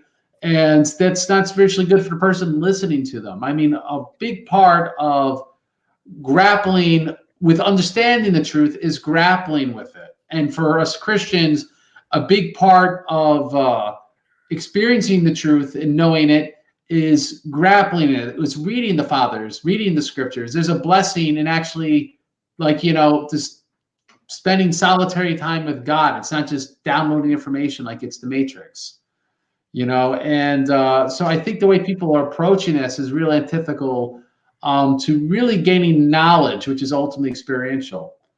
Right? Anyone can, you know, fixing cars, anyone can look up specs and know something real quick, but that's different than knowing how to fix the actual car. That's different than, you know, knowing the prayers, living the prayers, knowing the fathers, you know, understanding the mindset of the fathers because you're just imbibing in it. It's just those things are totally different. And ultimately, YouTube cannot replace that unless you're literally like listening to audiobooks when you drive as compared to nothing. But even then, you could have spent the time praying while you drive. So it's silly pretty me, much I prefer to drive while I drive. I'm sorry? I said silly me. I prefer to drive while I drive. No. Too many distracted drivers out there, man. Too many. You let go of the wheel, it drives itself half the time in these new cars. Maybe in That's a oh freaking boy. Tesla. I drive an F-250. I'm not trusting that steering wheel. No, I'm sorry. Because a Ford's a I heard piece that of they junk. actually they banned No, not my the Ford. My Ford's a good one. car sales in one Well, what country. motor is that? What motor does your F-250 have? 7.3 liter Power Stroke. All right, that's not a piece of junk. No, and 6.7 it's is one of the junk. older international Power Strokes. Yeah, no, it's like because the 6.7s, then 6.4. Oh yeah, no, the eco diesels to hell with all that. No. Yeah. I like my 1,000,000-mile motor that sits in that F-250. You know how much energy the world has saved by not producing another one of those beasts, even though you're burning more fuel, right? And you're making more soot. But how much soot was made making the next F-250? No one ever asked that question. Right. Well, also I don't roll coal, so I don't act. No, you didn't tune the piece of crap. No, I'm not going to tune it to where it just starts shitting out black dust. What the hell? Okay. Why? Yes, I want Coming to. a car guy I want to discussion. deliberately You make got a gun my rack vehicle and run Confederate flag in worse. that car? I have a Caravan. Hey, Dodge Caravans are I'm not great gonna. Here's the minivans. bad thing about apologetics. I'm not gonna say what car I drive because some nut on the internet's gonna try to find me in Google Earth and get at me and my family, right? And that's another problem with this is that it becomes so invested personality. People actually hate your guts. They want you dead. See, and I think it's a little crazy. here's where I'm just the asshole, and just goes as far as says, guess what? I drive a kind of beat up silver 1999 F-250 with a 7.3 liter Power Stroke. Got a headache rack attached to the back of it. It's got a louvered tailgate. Also, I got a dent in the front right passenger wheel well because of tread separation, and it slapped the side of the truck when I was going down the highway one time. I live in Harker Heights, Texas. I live in Harker Heights, Texas. So Well, I come know at me, bro. I guess I don't know. I live in Texas. Well, if you really want people to come at you, you could eat a page of the Quran. That will really make people mad. Well, Deacon Joseph, why don't you do that? Pay for clicks until then you disappear. Oh no, Right. yeah, because I don't want that. I don't want that kind of attention. I'm okay with debating people, but I'm not gonna fight them. You just reminded me that that there's actually something I need to do. I've got like 25 hours of raw footage of where I bought like various Ouija boards and set them up in my living room and did the introduction for them. And then I just left them open and left them going for like for over a day. What does that mean? How do you act? Do Ouija boards have? Yeah, I wouldn't recommend that. I don't think it's very good. Yeah, no, it's this stupid little board game that is entirely based upon people actually moving the little what they call a planchette. But long story short, there's supposed rules. No, I know how they work, but you always got to close it out by saying goodbye or hell, and all this other crap. Yeah, with video, Orthodox Christian. I actually had like 3 different phones, because phones have amazing cameras in them, set up watching the Ouija boards from like 3 or 4 different angles of my living room, and just watching the boards, waiting for something to happen. Why? Because I knew nothing would actually happen. What's that? Well, Deacon, he's trying to prove that the Ouija board doesn't do anything. Yeah. That's what he's doing. It was a pop culture fad, and that's all it ever was. And people blew it way out of proportion. Well, that started really with, I think the popularity of the Ouija board really blew up with the death of Houdini, because that whole thing with his wife. I actually don't live far from the Houdini Museum, where for years, decades, actually, his wife would do these seances for him, and it was just odd. The thing is, and this is especially considering, and just so people know, especially considering Houdini didn't believe in it. He paid people to disprove it. Not at all. He didn't believe in any of it. He believed in none of it because he said like in no uncertain terms. He said, "No, this is all nonsense.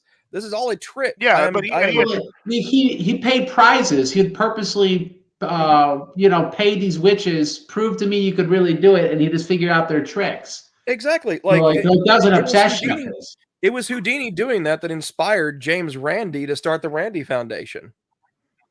to where it started It out as a also, yeah, $10,000 also reward if you $10 can if you $10 can demonstrate any kind of cartoons supernatural ability. Then it became 100,000, and for the last several years, even leading up to James Randi's death a couple of years back, the prize is now $1 million if you can prove that you have some kind of supernatural ability. Hey, call up the Randi Foundation and demonstrate it under clinical test conditions, and that $1 million could be yours. Trump became president somehow. That should have never happened. I That doesn't prove the supernatural. I don't know what does. No, it doesn't. It just proves that. See, that then explains. Oh, people are stupid. The problem is this, and this is No, the big I'm problem. sorry. Because, Like, as we said, okay, I'll say it here and now. I'm not gonna, when I voted in the 2016 election, I voted for Donald Trump. Not because I wanted Trump to be president. No, I didn't want Trump to be president at all. I really voted didn't for want Donald Hillary Trump to be because president. It was not though. Hillary Clinton. I know exactly how terrible she is. I can deal with 4 years of a sentient Cheeto in a business suit living in the White House. But someone like Hillary Clinton, who knows how to wield that power and can do terrible things and lined out exactly how she would do terrible things while in power, yeah, I'll vote for the Cheeto. I'll vote for the Cheeto. The atheist reformation has already become political reformation. Just look at this conversation. Yeah. Well, here's the thing. I'm not a Republican. I'm not a Democrat. I lean left on a lot of social issues. I lean right on economic and fiscal issues, depending on the situation. Like I firmly occupy the center. Well, I mean, I've grown so tired of the whole left and right paradigm. I mean, at this point, I'm almost a monarchist. It all dates back to the French Revolution, anyways. Yeah, and it obviously I'm starting to wonder whether that experiment worked. I mean, it wasn't the system that created the current technological progress that we have in history, or was it just an accident of circumstance? I do have to ask that question.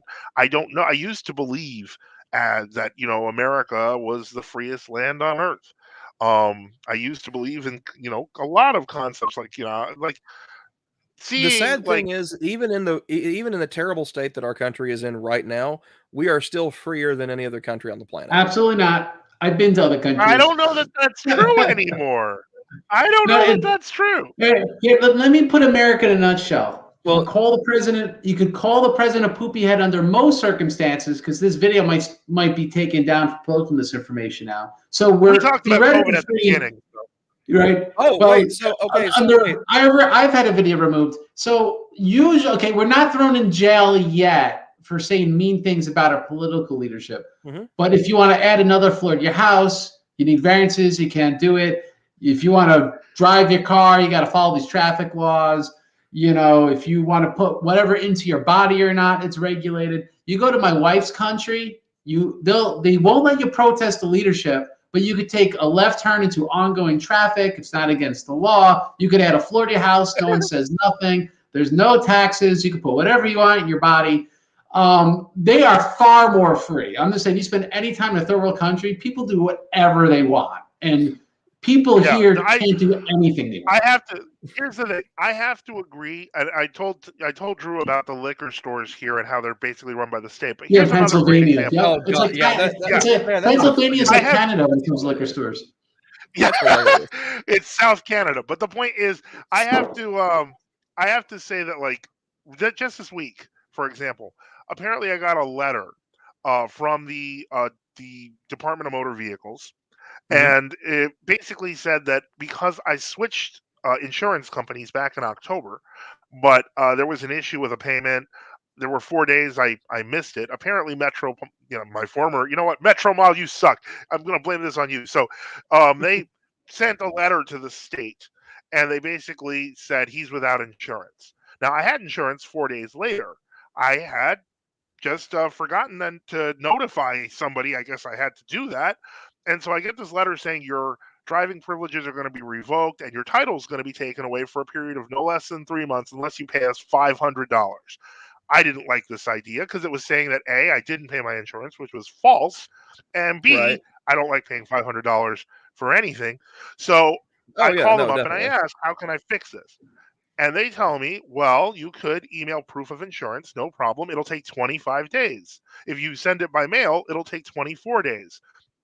So just to make clear, it actually will be longer if you email them, but it would still be too late. So the guy offers another helpful solution. It says, if you drive down to Harrisburg with the papers, then you can get it taken care of right there same day. I'm like, oh, well, that's only a couple of 100 miles away. That's fine.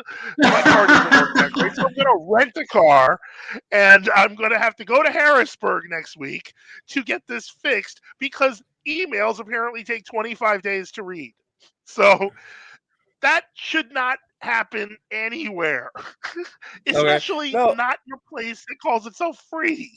But you could call the president a poopy head, most likely, without losing your YouTube channel. I mean, hey, we're already I gonna. Love the freedom.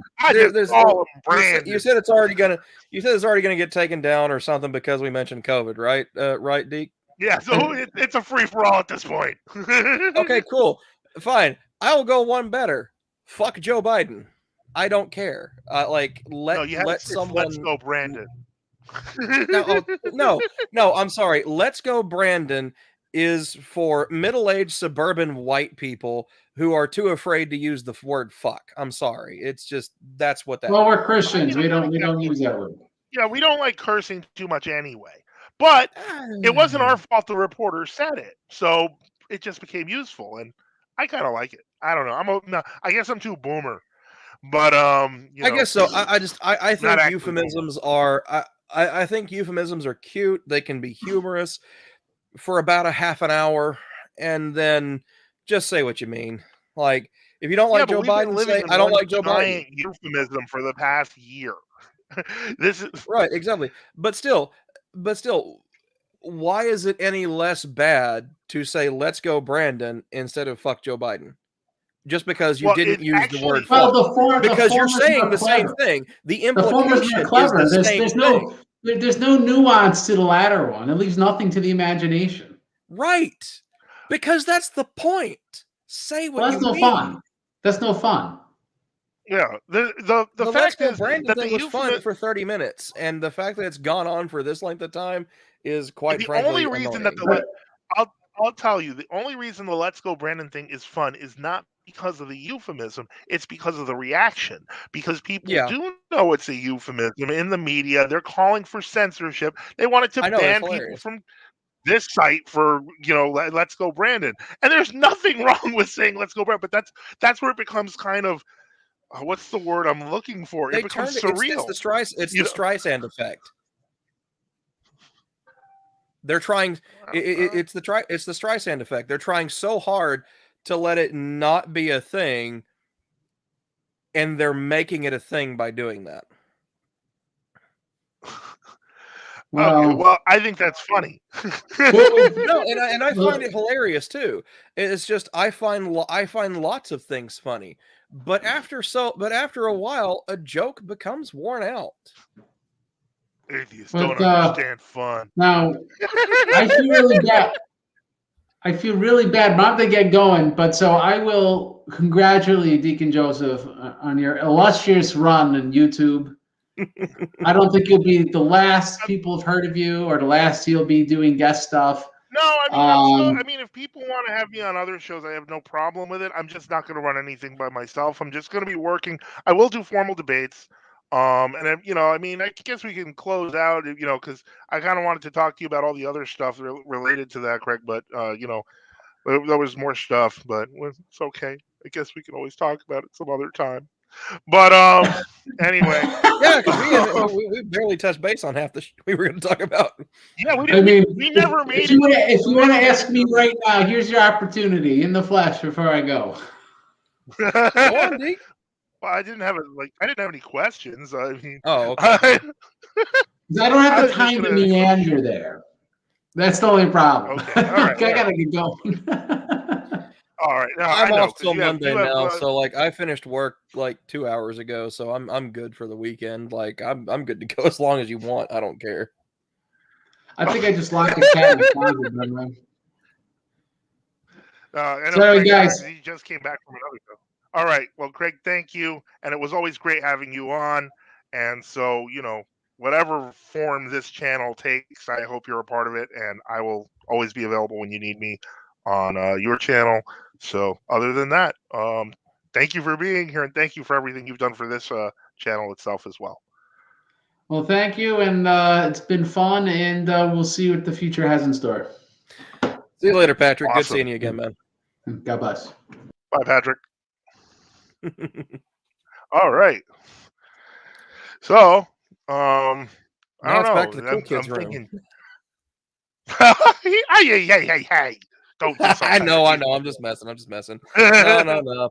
Pat's good people. Anyway, so we're so yeah, basically, I mean, we didn't get to. I'll just see if I can just because there's so many words that are involved in all of these concepts that I feel like I'm just going to kind of stick with a few of them and see if I can form a coherent picture out of it. Go for it. And then, okay, so basically, one of the things that when we talk about things like the Mandela effect, obviously things like alternate dimensions come up. And this is something, multiverse theory that has been popped up. I do not believe in a eternal multiverse, if that makes sense, because I Okay. don't think that works well with the laws of thermodynamics. And what I found was I'm not the only person. There's actually, I found that there's actually a scientific theory that actually they specifically say don't apply it to theology because, and I think I know why. And it's referred to as hyper-determinism. I don't know if you're familiar with that. It's the idea that you have all the possibilities in a system already defined, but the ending's not defined. But as it continues down the path, more and more possibilities vanish. Right. So you get to a finality. And that I did not realize that's exactly what hyperdeterminism is, but that's kind of like my position on everything, including theology. So, because for Okay. me, as So soon as instead I of realized, infinitely branching, you start from effectively a steady state of infinity that breaks down further and further to a single reduces to place. zero. Okay. Exactly. Okay. And that actually apparently there's schools of thought that hold that scientifically, but it's not touched on theologically. But for me, it solves the problem of free will and predestination. There is no more issue with that because there's no such thing. In other words, there's no dispute over it because all the possibilities are open until they're not. So it makes to me it makes the most sense. I would have to do more reading on it to dig into it more. It seems like it's just the Oh, inverse of the many worlds theory. hold on. Um, Oh, but I'm going to address what Orthodox Christian was saying um, about the movie. Long story short, I thought it yeah. was a good movie. Let's talk about the movie. Yeah, What I now? thought it Was was it a a good movie or a movie. series? No, it's a movie. It's a movie on Netflix. It was a good movie. It was funny as hell, but also terrifying because it's exactly how I would expect that to play out if we got that kind of news tomorrow and told we've got 6 months before the world is destroyed by this massive asteroid the size of Texas. Yeah, no, I would fully expect society to react in much the same way, especially American society. What I was going to say about the end times in the movie, um, I've if you wanna hear it told, let's see, I'm 33, so I think by this time, since '89 to now, uh, I've lived through what were supposed to be like 4 or 5 different apocalypses or something like that, that were like predicted ends of the world. So I mean, I don't put much stock into end of the world predictions. I think they're hokey. I think they're just another form of charlatanry um, that we come up with to scare people or to essentially ye old clickbait, if you want to call it that. That's what I think. Now, I will say that I mean, again I know that this is not common in Orthodoxy. There's a pretty defined concept of the apocalypse, and how it's Mhm. supposed to play out. So Mhm. if certain things don't happen, then basically you just discount it. Like we can't imagine a world that's just destroyed by zombies. It doesn't happen because that's not in the apocalypse. So, in that sense, um, I'm much less concerned about most of the apocalypses I see. I see how easily people can be manipulated. If that's one thing I've learned, Oh, yeah, is in that all honesty, that's hilarious to me. Like, that just, scares me. well, I mean, I guess the reason why I find it funny is because I guess to a certain degree, I'm a bit misanthropic. I don't I I'm not really all that concerned with what an individual person does, um, as long as they're essentially only doing it to themselves. Um, and do I care what happens to society as a whole? Um, you know what? I really am a bit blasé about all that. Do I want society to succeed? Do I want it to be better? Yes, but in all honesty, for fairly selfish reasons. I've got 2 kids. I at least want their lives to be fulfilling and to be enjoyable and not be, filled with strife, misery, and pain and death, on every street corner, on every channel, on as a part of everyday life. I don't want that to be the case for them. Um, but I do recognize that just like with every other biological system, just like with every other physical system, we've got an expiration date. It's gonna happen. Why be mad about it? Or even the United States, it's effectively an empire in and of itself. Empires don't last forever on this planet. We can look at history and see very clear evidence of that. They all reach a point of decadence and then eventually just break down and fracture and eventually get lost to history.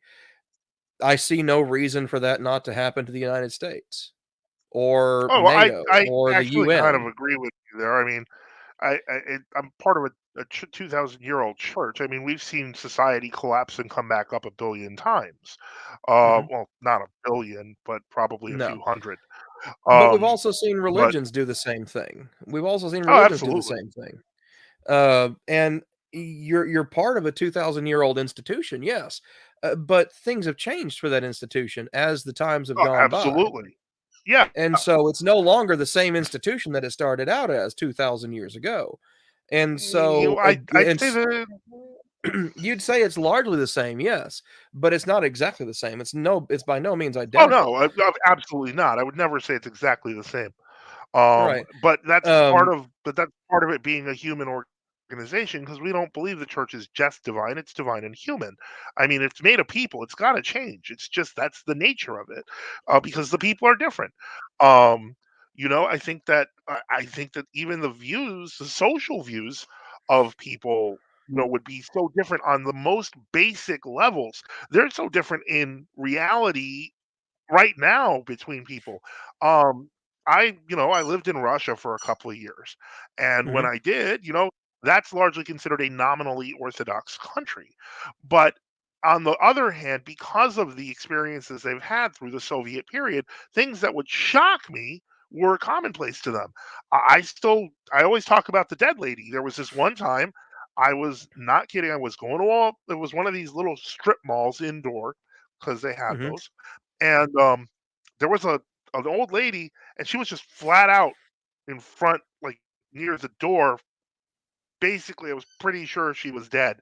And this was like my first couple of days there. I didn't know how to dial 911. I tried; it doesn't work. Um, and so I was like, okay. And I'm like, I guess I'll just go in. I mentioned there's some lady outside. I don't know what to do, And then I bought my eggs and I left. And by the time I went and finished with my eggs and I left, somebody had moved the dead lady onto a dolly, and they pushed her off to the side because she was in the way of customers coming in.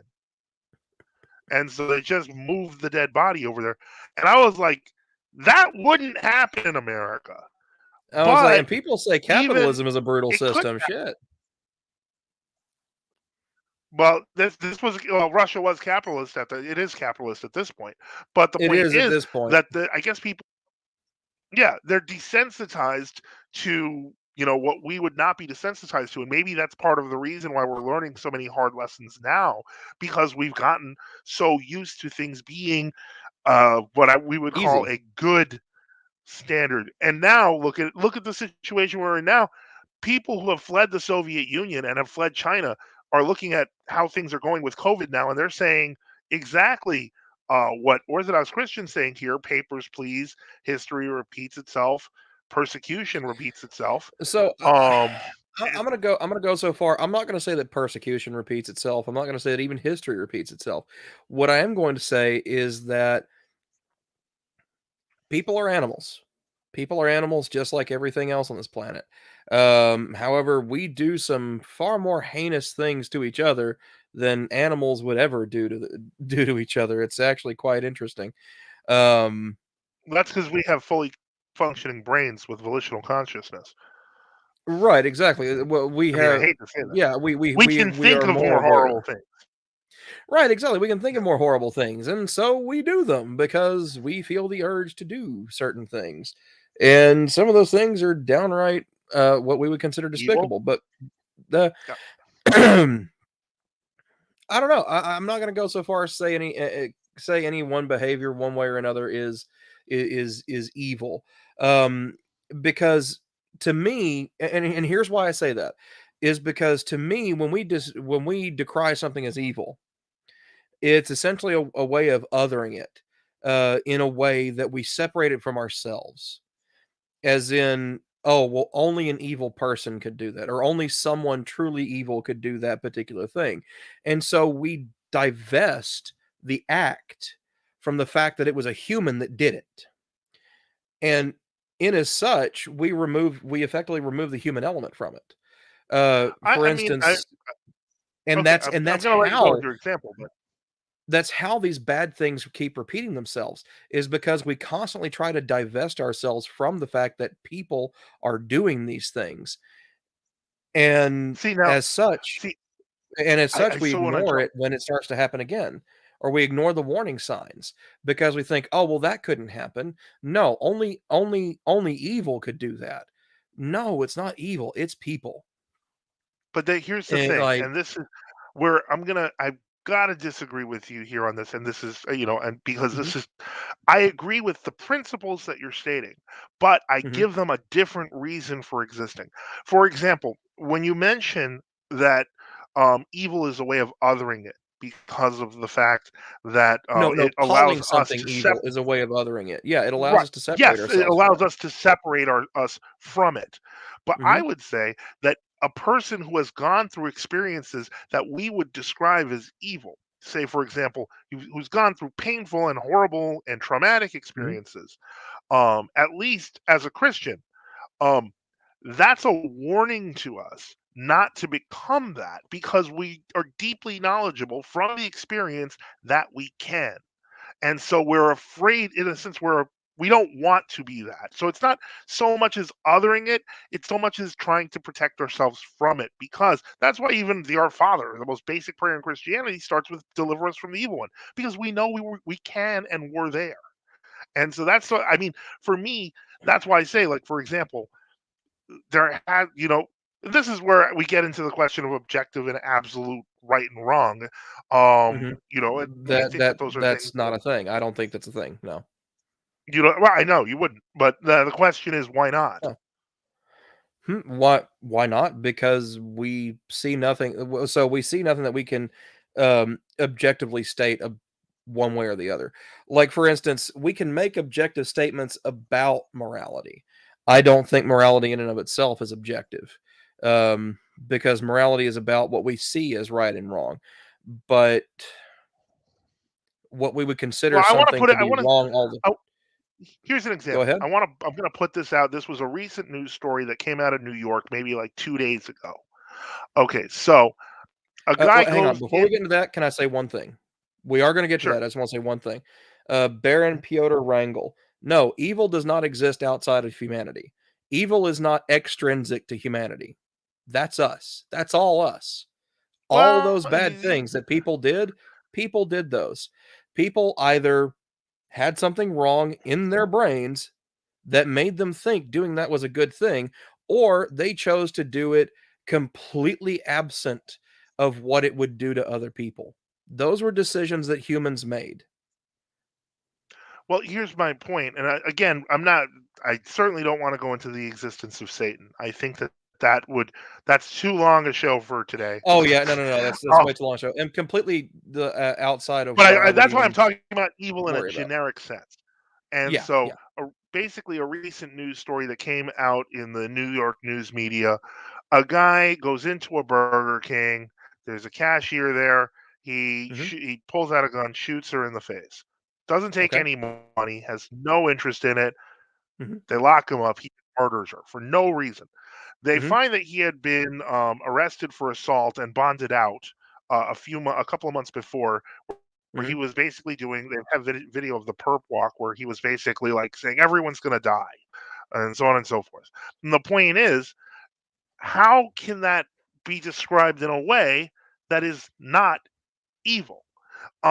In other words, there's no consequence to it. Certainly, he's not following the rules of nature. This is not done because of the fact that he wanted something. He just Hmm. killed her and left. And so the point is, um, how do we get from saying that there's no evil if there are actions that can in no way, shape, or form be described as good for humanity? I'm not even talking Hmm. about a spiritual or religious evil. I'm just talking about a concept of evil. So in all honesty, it all kind of breaks down or boils down to societal differences more than anything else. There are tons of things that we in this society would consider evil. There's always going to be some kind of thought experiment, some kind of demonstration that we can come up with that we can generally all agree upon as being a bad thing or being evil, whatever label you choose to call it. Morally reprehensible, amoral, immoral, against the general morality, whatever you want to call it. But the thing is, for something to be objective, not only does it have to be uh it has to be true in all forms. Essentially, like for instance, let's just take a scientific principle, gravity.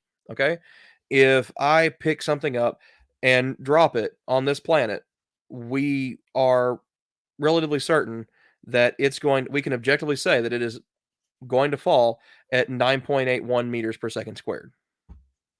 That's going to be its rate of descent.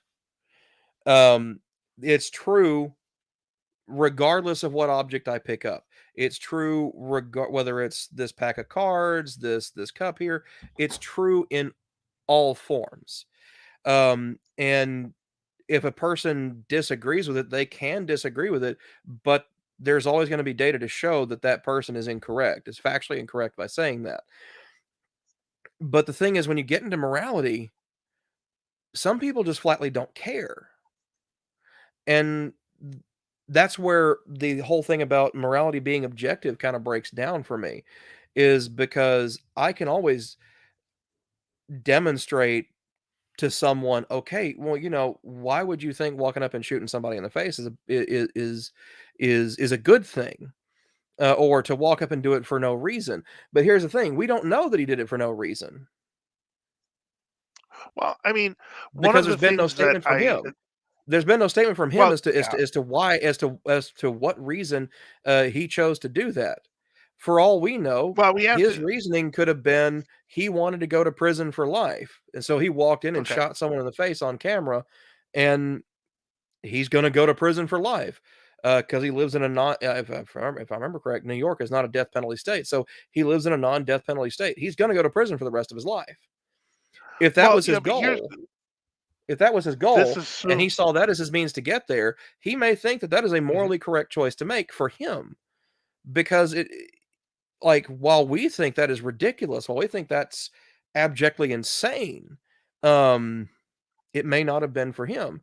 And so it's not about whether or not we think that act was evil. Yeah, no, he took someone else's life for no other reason than either personal pleasure or personal gain. Um I find that personally, I find that reprehensible. It's certainly against my own moral code, my own value ethics. There's Um, a really good video that talks about how to spot when someone's lying if they're crazy. It was actually a study in the interrogation of Nicholas Cruz. I don't know if you remember the Florida school shooter. yeah, Um, you're talking but about yeah, Jim Can't Swim, JCS Criminal Psychology. I have watched that right. video multiple times. I've watched every video Now multiple you times. remember, right? Now you remember the guy that they contrasted him to show insanity, and that person literally had no idea why, but just decided to kill someone. And then when pressed on the issue, he knew it was wrong. He didn't Hmm. care. He felt bad, but he didn't. He knew he had to go to jail. He didn't want to, but he No, he just didn't did feel it. bad. He had no remorse, and in fact, one way we can show for sure he felt no remorse for it was the fact that he had absolutely, um, and this is one of the reasons why he was He was granted an insanity he was defense yeah was because because he was he showed no sense of self preservation, right. And now that's and the he other didn't thing say that's there was no odd. reason for killing the guy. He said there was no reason why he picked that guy. Yeah, He which means decided there he was wanted no to kill well, someone. That was his reason, okay, is he wanted to kill someone, but that and then would he wanted to mean go to Canada. effective and well, yeah, well, I guess that was on his bucket list. But the thing While is, we don't accept that as a valid reason to take someone's life, um, I don't think anyone accepts that as a valid reason while we to see take that's someone's not a life. valid reason to take someone's life, that was his reason. That was a reason. So there was some form of rational thought behind that decision. Well, yeah, but what was that? If based on what he said, and this is why he was found insane, there was no rationality to that decision. But the No, point there is, was right, in the end, there was no so it's not that there was no rationality to the decision to kill, is there was no rationality in the choice of victim. It was simply he was the victim was simply convenient. Also, another reason why he was found not guilty by reason of insanity um, was because he showed no self-preservation. When asked what should happen to him, he said the death penalty because he believed in an eye for an eye. Those were the two main reasons as to why he was declared legally insane. And and I actually come from a background with criminal justice and studying criminal law and stuff like this. So yeah, no, the Jared Michael case is something I'm actually pretty familiar with. I've even read the court that's good. transcripts on that. And so I understand why he was declared legally insane. And it was for those two reasons primarily, is because there was no clear thought process to the choice of victim and the fact that he showed absolutely no self-preservation during the interrogation process. And the fact that he just came out and said exactly what happened Now, and would had that no killing be qualms described? Now, about doing it. And but here's my so point, and that's why I wanted to contrast it with the Burger King case, because in the okay, Burger King case, we are not certain as to the motivations of the killer. In the right, case we're discussing now, we are. Was that right. evil? Uh, I Hmm. didn't hear what you said. That's honestly something that that I honestly have to think about. And Okay, the reason why is because, well, how do we define something as evil? Is it because how we define it in legal terms is there has to be what's called a culpable mental state. It's right. either intentionally, knowingly, recklessly, or with criminal negligence. At least in the state of Texas, those are the rules, and that's the hierarchy from top to bottom. Um, and so where with Jared Michael, where's the malice? Well, malice doesn't isn't required to kill someone. N- Right. But we use malice as a determining factor for whether or not what a person chooses to do is evil. Well, malice is one thing, but Well, essentially their well, emotional yeah, state, we what use they it think for about. we use it to for the choice of whether he murdered him is the question. We use it But well, more importantly, we use it to define his culpability. Malice is a big part of that as to what his actual culpable mental state is. There was no malice to his killing. He simply did it to do it. We don't understand. why he did it. We only know the reason that he gave was the fact that he decided he wanted to kill someone and picked out that unfortunate person and then killed them. So as far as whether or not it's evil, it's certainly a bad thing. Another person lost their life. That's not a good thing. I can certainly say it is not good, but I Well, can't that's what, definitively and but the, but I can't definitively say it's evil because there was no there was no particular intent behind it. And you see, that's now that's my point. Is that intent doesn't necessarily define evil. The absence of good defines evil. So I think we're more in agreement than we realize here. I'm just trying. then we need some additional terminology here, because if evil is merely the absence of good, then then what is it when someone is deliberately not good? It we need something more specific. There needs to be more nuance to that, I would say, at that point. Well, I mean, there's grades of evil. There's no doubt about that. What I'm simply saying is that I was simply trying to establish whether we have an objective basis for evil. And I think that it comes down to that which is not good, but more Right, importantly, but then we can be have problems defined. defining of what is good. So really we're just kicking the Right. can down the road. Well, I think that we have to ask what is good. Right. That's actually, I would never kick that can. I think it's something we need No, to no, establish right off the bat. but by saying, do we have an objective definition for evil? No, we don't. Um, just by saying evil is the absence of good is still subjective, Unless we can establish good.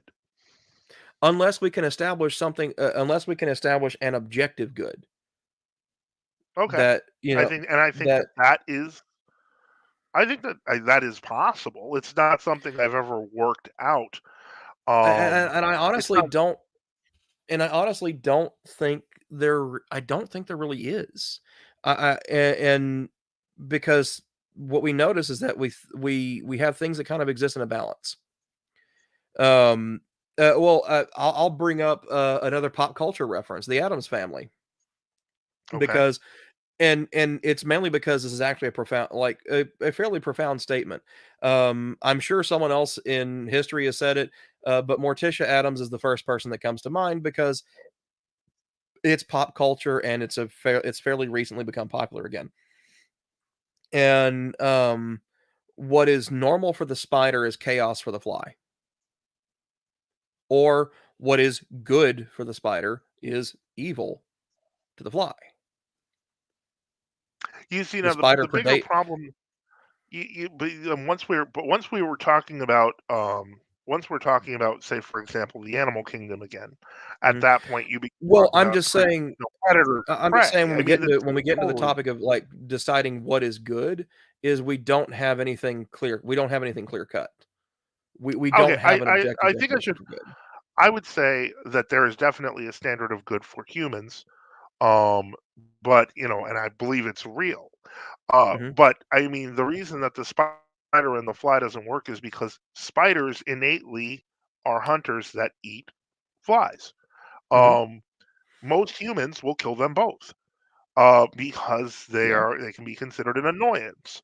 But if we're bringing it down to the level of spiders and flies, yes, and some insects actually have defense mechanisms against spiders, and so But the remember, point here's is, the thing though.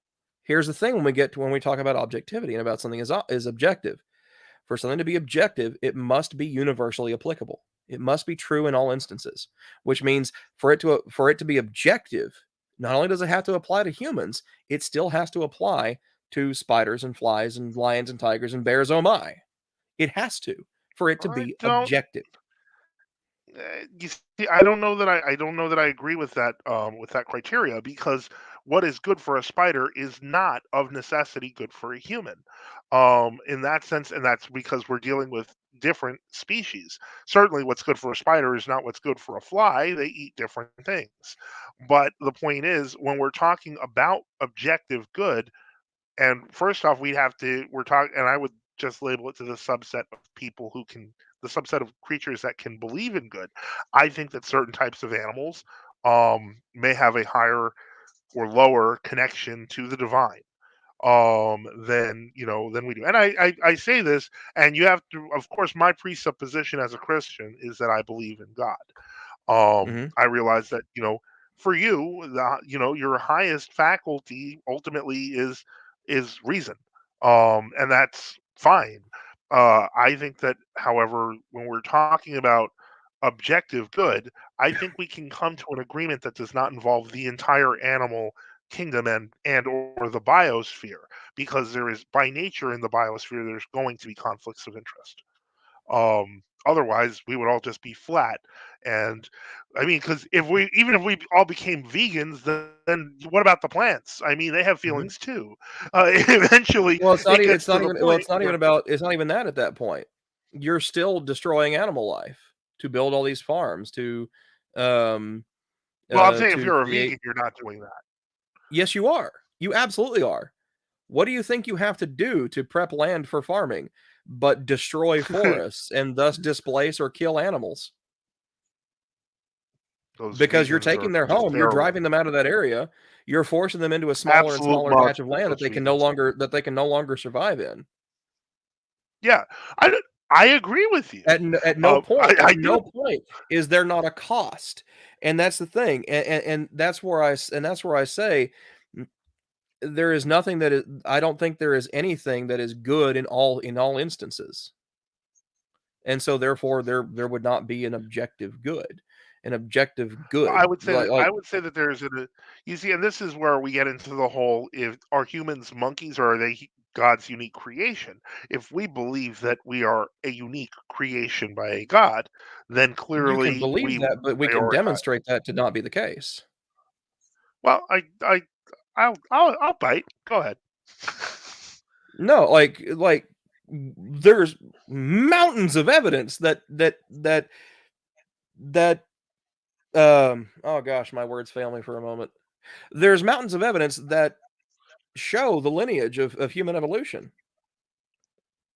Like, Yeah, let's. But there now, keep in mind, even though I am not a theistic evolutionist, they do mhm, exist, and I understand their positions. I don't necessarily agree with them, but the point is, there are evolutionists who believe in a God. And they generally tend to some point where, as humans developed consciousness, they at that point were able to communicate with God, whereas previous generations could not. Um, okay, I think that's a little but bit. then that Uh, completely undoes parts of chapters 1 and 2 of Genesis. well, Because there's no who longer was it that? Adam being, especially if they want to talk about it literally. Um, it depends on how you look at Genesis more than anything else, as to whether or not you I want think to it take was. it literally or figuratively. I understand that, and this is where, again, as I myself do tend to believe in creation literally, but have not always believed in Genesis literally. I have at many times looked at it symbolically, and there are loads and loads of people who believe in God and Jesus Christ who do not take that as more than a symbol. I don't agree with them. But Okay. the reason I bring this up is because of the fact that that's not a hindrance by itself. The concept of evolution is not a hindrance by itself. I There was a very well known writer, Alexander Calamiros, who wrote a book called The Six Dawns, and it was basically a reinterpretation of Saint Basil's Hexameron, where basically he is arguing for evolution. Hmm. This is actually what spurred Father Seraphim Rose's Genesis, creation, and early men, because the argument that Calamiros gave, as much as I disagree with it now, because I realize that what he was ultimately doing was mangling Saint Basil, but it was compelling enough that Father Seraphim felt a necessity to write what the full patristic teaching is, with countless citations to compare. The Six Dawns is perhaps 50 pages. Genesis, Creation, and Early Man is somewhere around 1500, and contains a lot of references to modern creationists, so on and so forth. So for me to say that creationism is probably the stronger position in the Orthodox Church, I would probably agree with that. But would I say that a person cannot believe in God unless they believe in the literal teachings in Genesis? No, I would never say that because I know that that's not No, true. I know and that for there's a lot me, of people do. honestly, the religious aspect doesn't even enter into it. Like, it doesn't even enter into it. Like, evolution is a thing. We can demonstrate it exists. It happens all the time. Well, Um, I mean, I'm not. I understand it is it where is you're coming from, but my point is that doesn't disprove what I no, was saying. I don't say that it disproves God or anything like that. No, it doesn't matter because it doesn't make any statements about religion. It doesn't make any statements about um anything other than Right. human beings are descended I'm from monkeys. basically what I'm doing is I'm seeding that even if we use this as the scientific process, it Okay. doesn't answer the question of whether or not an objective standard for evil for humanity could be established. I would argue that it could. Okay. Um, But the thing is whether it's because we still have to show what that objective oh, is. absolutely, and that's And we still have part to of and the we reason why I also brought up have to this particular murder demonstrate case. and then we also have to demonstrate the objectivity of it, which therein becomes a bit of a problem because a lot of morality is based on how we see things from an emotional standpoint. How does it make I us think that feel? that so now that there's a you see there's again if we are talking about humanity and we're talking Mhm, about humans and we're talking about us being natural creatures, I'm not going to say great apes. I realize that that's a more fun thing to say, and then people can talk monkey in the chat. But the point is, mhm. I will say that we are still natural beings. And my point in saying this is, um, have you ever heard of trypophobia? Yeah, basically the fake phobia, the internet craze. Well, it's not a fake phobia at all. I've had it before the internet existed. But what it Mhm. is ultimately, and people have defined it, and there have actually been studies on this, that it's not a phobia at all. What it Right, it's not that's what I is mean, it's it not a actually phobia. right, but people don't. But it's still real. What it Mhm. is it's a natural response. If you look at, say, for example, like I would always freak out if I saw a gourd with holes in it, or if I Yeah. saw, people would show me things and I'd freak out. You show me pictures of weird positions of eyes that aren't on a Mhm. spider, and I have an issue. Right. And I would always like, I'd get flushed, and my muscles would cramp up, and so on. I would Mhm. try to figure out why this is happening. And Mhm. what it came down to was that it is a biological function because we're higher order primates of no distinguishing between that which is safe to eat and that which is rotten. When Right. we see things rotting, we're naturally repulsed by it, and so the Mhm. point is that that's part of what that comes from. It's a, for lack of a better term, and that's what everyone else uses, an evolutionary trait. Yes, Um, it is an but evolutionary not response. everyone has it. Yeah, but not everyone No, has it though. That's what's but interesting. not everyone Um, is lactose intolerant either. that's true, but is that a net And that benefit or not? you're dealing with similar mechanisms at that point. Like you're dealing with Well, yeah, yes, you're and dealing with evolutionary biology. Like for instance, right. not everybody has this particular tendon or ligament that runs through the center of your arm. You can do it by pinching your thumb and your ring finger together, and some people will see this little ridge pop up. That's called the palmaris Mhm. longinus. That's an evolutionary vestige. It doesn't do anything for us. It's just there. In fact, all it actually does is make us make those of us that do have it, like myself, more prone to having carpal tunnel. I would think. Um, Well, I don't know. Remember that it's an one of the things evolutionary that vestige. I personally I what was it that they used to say was an evolutionary vestige, and now they're discovering that it's not actually just a The vestige. It's appendix. useful in the body. Well, no, Ah, yes, it's the thank you. appendix. It's part of the It immune doesn't. system. It's the appendix. But the thing is, it's not that it is an evolutionary vestige in that it does not do what it originally did. But as we have evolved, our bodies have repurposed it for other things. See, now this is where it's just like in the Kitzmiller v. Dover trial, when a theist microbiologist, Dr. Ken Miller, walked in and had taken the latch mechanism off of a mousetrap and used it as a tie clip. It's no longer a good mousetrap but it's an okay tie clip. It looks goofy, sure, but it serves the that's the point of it. Is that it can still be a vestige because it doesn't do what it used to do, but it does something different. That doesn't mean it's not useful to us. It just means that it is just further evidence of how we evolve or how we have evolved over time. For instance, like the Palmaris Longinus, we know it doesn't serve any useful purpose to us aside from making us more prone to carpal tunnel, like I was saying, because the Palmaris Longinus connects to in chimpanzees and other great apes, it connects to a separate muscle in the forearm. But as we've See, now evolved, this is that muscle fused into another one, and now it's one long muscle belly. And that Palmaris Longinus doesn't do anything anymore. It's just there. well, It this is provides an no additional interesting point structural because integrity. I was actually going to bring this up, and apparently Orthodox Christian didn't say. I believe what it was meant Okay. to do. It brings us back to the Mandela Effect. Weird, but whatever. And now Okay. this is one of the things where I was not in any way, shape, or form a real believer in the Mandela Effect No, at the Mandela first. Effect is Like, nonsense. I don't know, and I'll tell you why. And this is where we can't explain this away by evolution. If we go to, You say, can for explain it away example, with psychology. no. Oh no. This is a little weirder. Because yeah, I know the argument, the psychological argument for things like the spellings of Chick-fil-A over the years and stuff like that. But now here's one I'm gonna Chick-fil-A, take the Berenstain yeah, Bears. Berenstein, but okay, that's fine. But here's something that I wanted to bring up. Have you ever heard of a kidney shot in boxing? Yes. Okay. Where does it go? Describe it.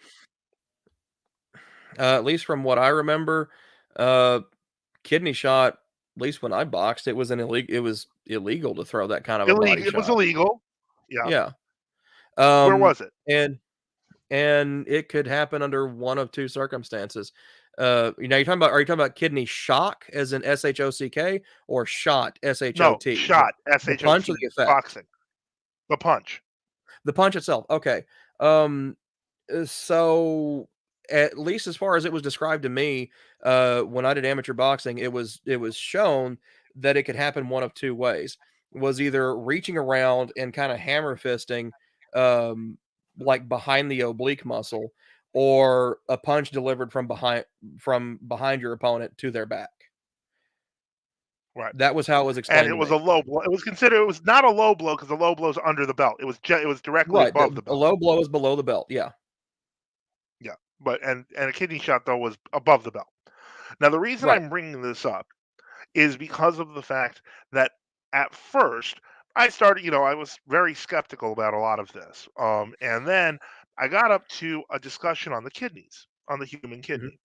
Now, Okay. I, having done kidney shots since I was a kid, because I used to be a big fan of boxing, martial arts, still am, so on and so forth, it's a low shot to the back, and it's often Hmm. illegal because you're hitting the kidney. And there's only one problem with that.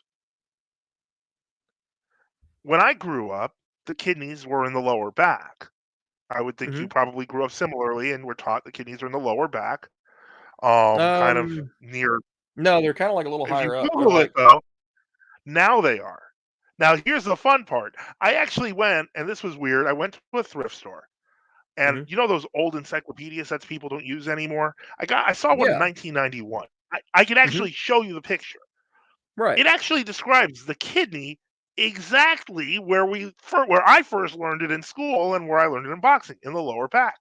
But if you Mhm. Google it, it's now underneath the rib cage. It was not in any way, shape, or form underneath the rib cage. Now we've been doing, and I'm sure you know this, we've been cutting people open for demonstration purposes, for biological studies, etc., since the Mhm. Renaissance. Yes. Everyone knows where the kidneys are. They were just there.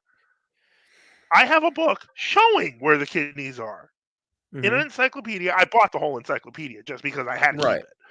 But Um, also here's something you have to keep in mind though.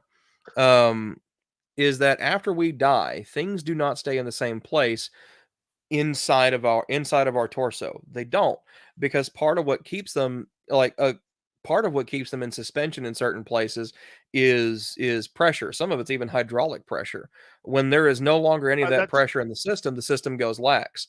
And it so would we be a do valid see when you argument, cut open, except you do see when you but cut open cadavers, and I've actually seen cadavers cut open, where when you remove the intestines in some people, the kidneys have slipped down below the ribs.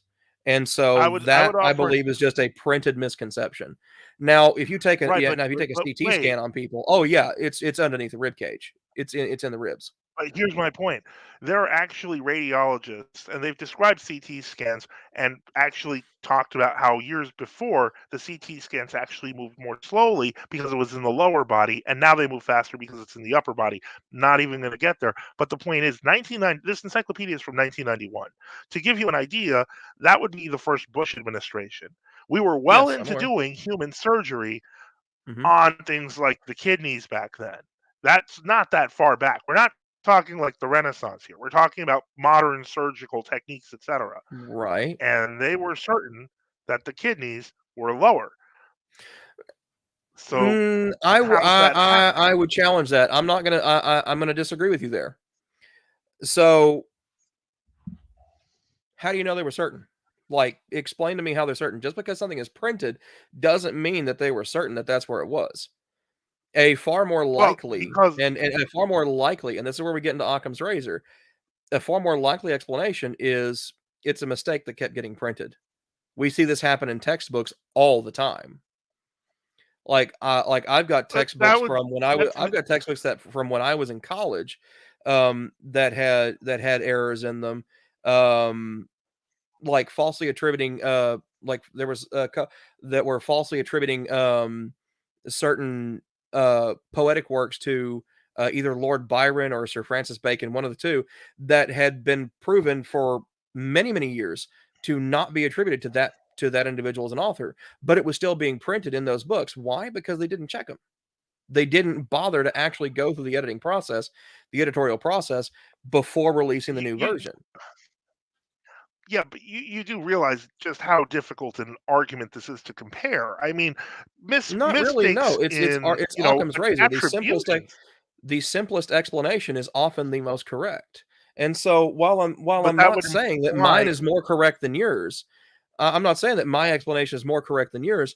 I'm just saying that between the two, knowing that the simplest explanation is often more correct than a more complicated one, it is more plausible that my explanation is correct than yours. Now, does that say yes, I'm right and no, you're wrong? No, of course it doesn't. But it, yeah, like it doesn't. No. Uh, although the point is that oh, the point I'm to trying to answer make is, and Orthodox this is not Christians, it's not no, I do not believe in the Mandela effect. I think it is now nonsense. here's my point with this. The kidney's not the only one. And as I said, you'd have to be discounting the testimony of radiologists who actually work in the field who have suddenly become believers in the Mandela effect, because of what they actually saw in their practices over time. That's my point, is that we're dealing with situations with the Mandela effect, especially with these things like the bodily changes that are occurring within single human lifetimes. They're occurring over 1 to 2 generations. They start like I would argue if this was something that was say a few hundred, even a few thousand years ago, I would argue in theory it could be that it moved over time, but Yeah, not over 2 generations. Now, granted, it is possible all the medical textbooks are in error, which would mean that if all the medical textbooks are in error, then that would really mess with people's surgeries when we could have surgeries. but You see also the practical problems that right. I see the practical problem, and in fact, I'll even offer an explanation that actually could explain part of this. That okay, perhaps they I'm did willing move, to listen. and perhaps even in a single generation. That's What a is big move. something? Say what? That's a big move. It's a big move, right? Right. I'm gonna go for it. And this is more a devil's advocate thing, but this is also kind of an exploration into human anatomy and physiology, which is really kind of interesting. Um, what's a big change that happened around the 90s? Something that very much changed for the majority of for the majority of Americans, even that was not so much uh, prior to that, and that was a sedentary lifestyle. Wait, you're saying the We kidneys can't, moved because we got too fat? not necessarily because we got too fat, but when we like if we go from being upright and walking more often than not. When a person sits down, a person is going to slouch a little bit. Like no matter what, they're going to slouch. Okay, that's going to cause compression, and you do that over enough. You do that for a long enough period of time. Um, it very well could be that the kidneys used to carry lower or would carry lower if we did more walking and more physical activity.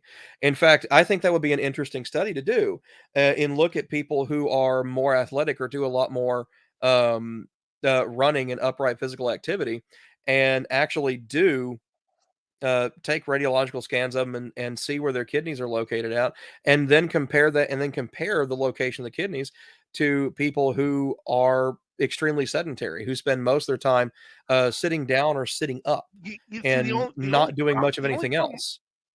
the only problem I have with that argument is it discounts gravity. I would think that a person in a sedentary lifestyle would see the kidneys move lower, not No, higher. not necessarily. Because Okay, that doesn't discount gravity at all. That still takes it into account because okay, if gravity has that much of an effect on the human body, why does digestion still work? Why can you still swallow when hanging upside down?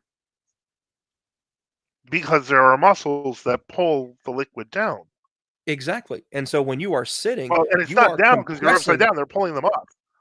Right. It's still pulling. It's like the muscles are acting and your esophageal tract, your GI tract is still functioning, even though you're upside down. Even in zero gravity, it does this.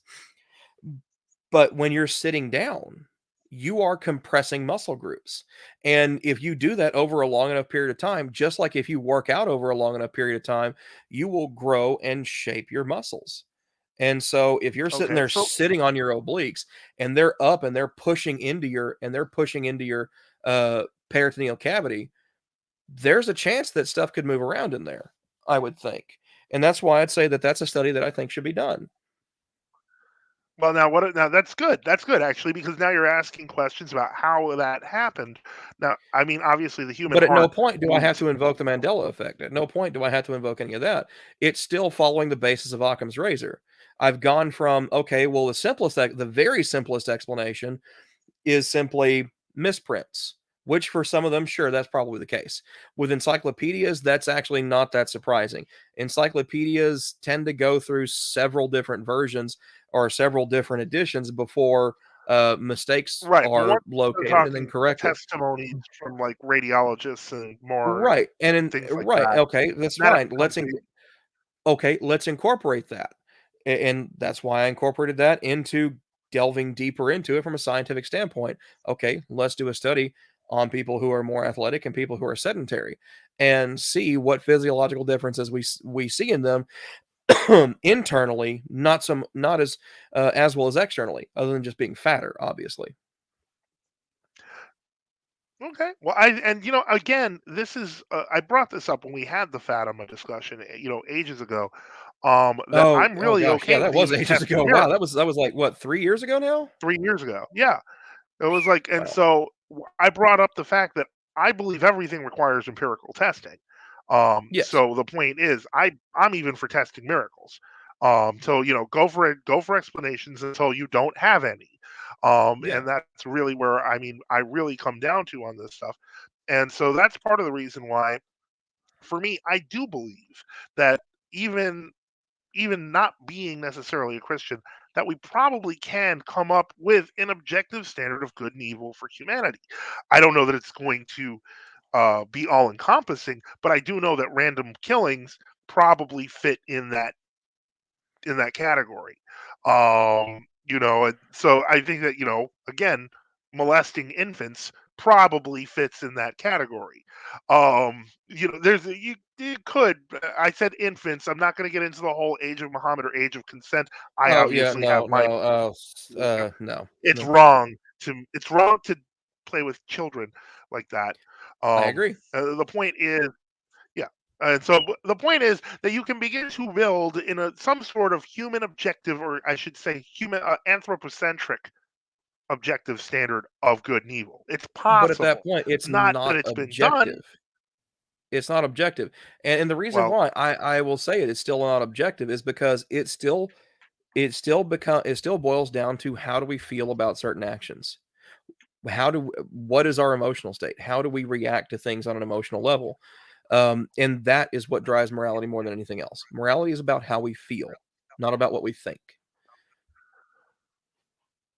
well, I don't know that I agree with that. I have no feeling on the You guy that don't was have to killed by agree. that dude You that had don't no have to feeling on agree it. with it. But when you talk about things like, but when people talk about things like morality, they are, as far as I've ever seen, um, in completely intertwined with emotion. Well, but I think that I would argue that that's natural to the actions themselves. That the Okay, actions themselves carry the weight of hard. But I'm not saying that that's but an if we're, intrinsic part of it. I would wager that it is. I would wager that it is more likely. Okay, why? Because we see the differences in cultures we see the differences in human cultures over time. Like, I mean, it would take forever to get into that stuff, and I obviously haven't dug Again, into it for a while it's been because 3 hours almost. So it's been 3 hours almost, yeah. But also it's been a lot longer than 3 hours since I've actually sat and dug into the whole morality stuff, because I used to have like this whole thing that I would go through and break down about all this. And now I barely remember the friggin' Cliff Notes versions. I'm sorry. So you have not caught me at my best form for all this. I Um, apologize. no, and I'm not It going to wasn't say, a and here's what I'm going to say, and here's what I'm going to say. At no point should anyone believe me for any argument that I make here on this show tonight, because the majority of my arguments are going to be crappy because I haven't studied this in a very in quite some time. Just know that the reason why I hold my positions is because I have researched it heavily. Should you believe me because I said that? No, absolutely not. You should go and look into it and read all this for yourself. you have Um, no idea. so You have no so idea how many if times if I've said anything that I something like say that is on this show. convincing to someone about morality, yeah, no, I think that person needs to seriously do some self-evaluation. Um, but what I will say, We've literally said on this show at least 100 times between me and Bishop Enoch, who used to be the co-host of the show. We used to flatly say, "You don't have to trust us on this. You can go look it up yourself." exactly, and that's what I'm saying, and that is exactly what I'm saying here. You don't have to trust anything I say. I encourage anyone and everyone to go and look all this stuff up. Um, and what I will say is this: is we see societies change, we see societal values change completely and change a lot over the course of human history. For instance, it used to be perfectly fine to take 20,000 people to open a new temple, drop them on a stone slab, cut their chest open with an obsidian knife, hold their heart up in the air while it was still beating, and then feed it to the royal family. Um, shout out to the Aztecs and the Mayans and all their wonderful blood sacrifices and stuff like that. That used to be perfectly acceptable. That would have been considered morally good in that time. Would you and I consider that to be morally good now? Absolutely not. Far from it. We'd look at someone as like, why are you cutting people open, dude? No, stop that. That's not But sanitary. what's interesting, and it's interesting that you say this because of the fact that that was one of the reasons that Christians found early Christians in the first century found the society around them so horrific. Now, granted, they weren't cutting people's hearts open in ancient Greece; they were doing it in other parts of Europe at the time. But the point Yeah. is that when they came into the society, they found it as naturally perverse, and they held to the idea that there was an objective standard of morality.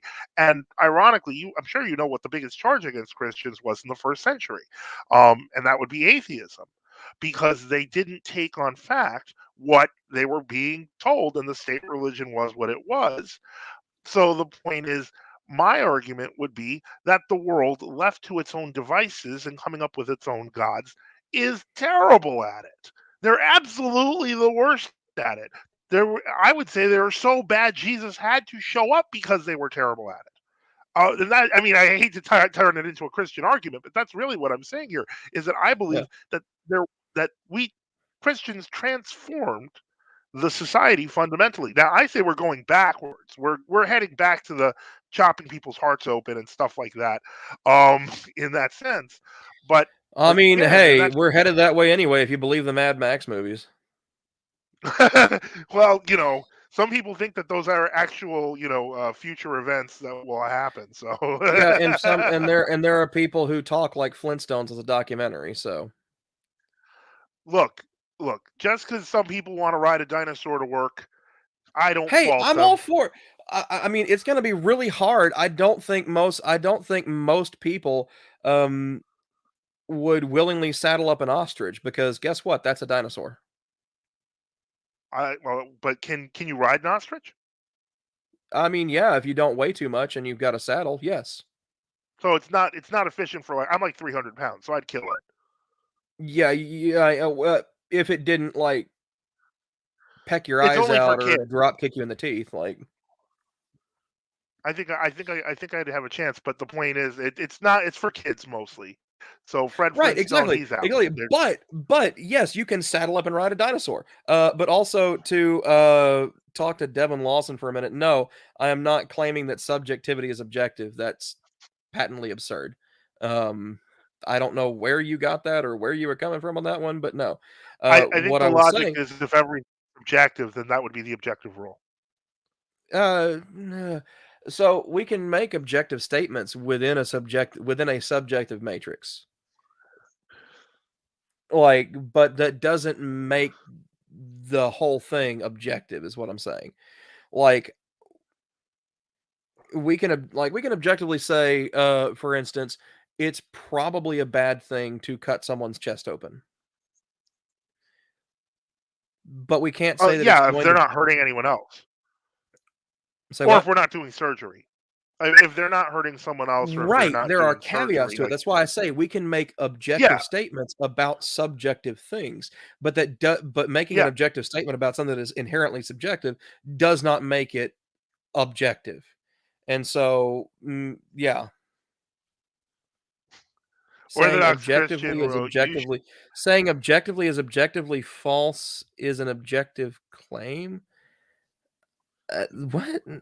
I don't see where you're coming from on you're that one, getting an Devin. invite. You should Come belong join to us. us. Vigo Mortado. I'm sorry. All that makes me think of is that Vigo Mortado. is that bad ROM hack from the 90s. All your base are belong to us. Well, that's kind of it's funny because we have that Begum Orthodox meme, which works almost exactly the same. That people just throw that out there. Right, and Begum in all Orthodox. honesty, it stems back to what is it? The movie Freaks from 1933. One of us, one of us. Well, no, because if there's one thing that I believe in currently about our society is that it's becoming so much more inherently anti-Christian that I present myself as a villain, and I'm okay with that. I've come to accept it. That I am disliked for who I am, and I feel okay about that. Devin Lawson apologized for a typo. So I guess you Okay, might and that's correct fine. that. That's what I'm saying. Like, feel free to like go through and correct it. Saying objectively that objectivity is false is an objective claim. I didn't say objectivity is false. I said that morality is subjective. So me saying that morality is subjective does not necessarily say that I'm saying objectivity is false. That doesn't make any sense, See, Devin. and this is where I mean, and Christianity is unique in this. I would say, I'd say that Judaism to some degree, although that gets into the concepts of high theology in Judaism are way too weird. But the point is that for our beliefs, we basically believe objectivity inserted itself into reality and then kind of subsists. So that's part of the reason why it sounds kind of alien to kind of say and everything is subjective because personally we believe there is an objective, and that the subjective around us is by default wrong. It sounds awful, but it also keeps societies from chopping open human hearts and stuff for the royal family. But you get what I'm saying? Is Yeah. that's why it seems odd. Is it objectively subjective? He's trying Yeah. Okay. he's trying to do gotcha questions is what he's trying to do. So that's an inherent misunderstanding of what objective is versus what subjective is. For something to be objective, that means it is essentially not an emotional statement. It's not influenced by personal feelings or opinions. It's purely fact driven. For something to be subjective, Now, it is for it to be influenced by personal feelings or opinion and is not inherently fact driven. Or there can be factual statements within something being subjective, but right, and that's those I was gonna factual say. Yeah, statements I do was not about to make say it that because objective. if I'm waving around $100 and I'm happy about it, the fact that I'm Mhm. happy about it doesn't take away from the fact that I still have $100. The Right, point is, exactly. so I think that if we divorce the emotion, but you having $100 does not make you being happy about it objective. correct. No, I understand. And now the Right, fact that and I am so happy I about it think that's is where Devin's kinda fallen off on something there. Either way. the point is that obviously we have a difference of worldviews on this, and we We know do. why. And but I think that we can come together when it comes to reasoning. Um, in terms Okay. of trying to figure out things that are right, wrong, and where we can go from them. Now, granted, we're not going to agree on all the premises, but the point No, I we're was not. trying to make, right, the point I was trying to make is that this is part of the reason why ex Muslim atheists and ex Muslim Christians get along because they know that objectively it could be worse. Right, because they see what happens in some of those predominantly Islam ruled countries. Yeah. They see what happens, yes. And Devin, we can reason together as long as we are willing to actually reason and not try to play a gotcha game, which is what you were trying to do with is it objectively subjective? Okay. Yeah, Yes, I I put can, Drew and so on the good. He's on the I'll good go one atheist further. list. I'll go one further on you, Devin. Something can be objectively subjective. How do we show this? Okay, we look at it. Does it meet the criteria of being subjective? Such as, is it a statement that is fueled by personal opinion and fueled by personal feelings? If it is, we can objectively say that is subjective. So yes, something can be objectively subjective. Okay. We've gone in a whole bunch of different directions today. Once again, I'm trying to help Devin we out, man. are I'm trying to help him.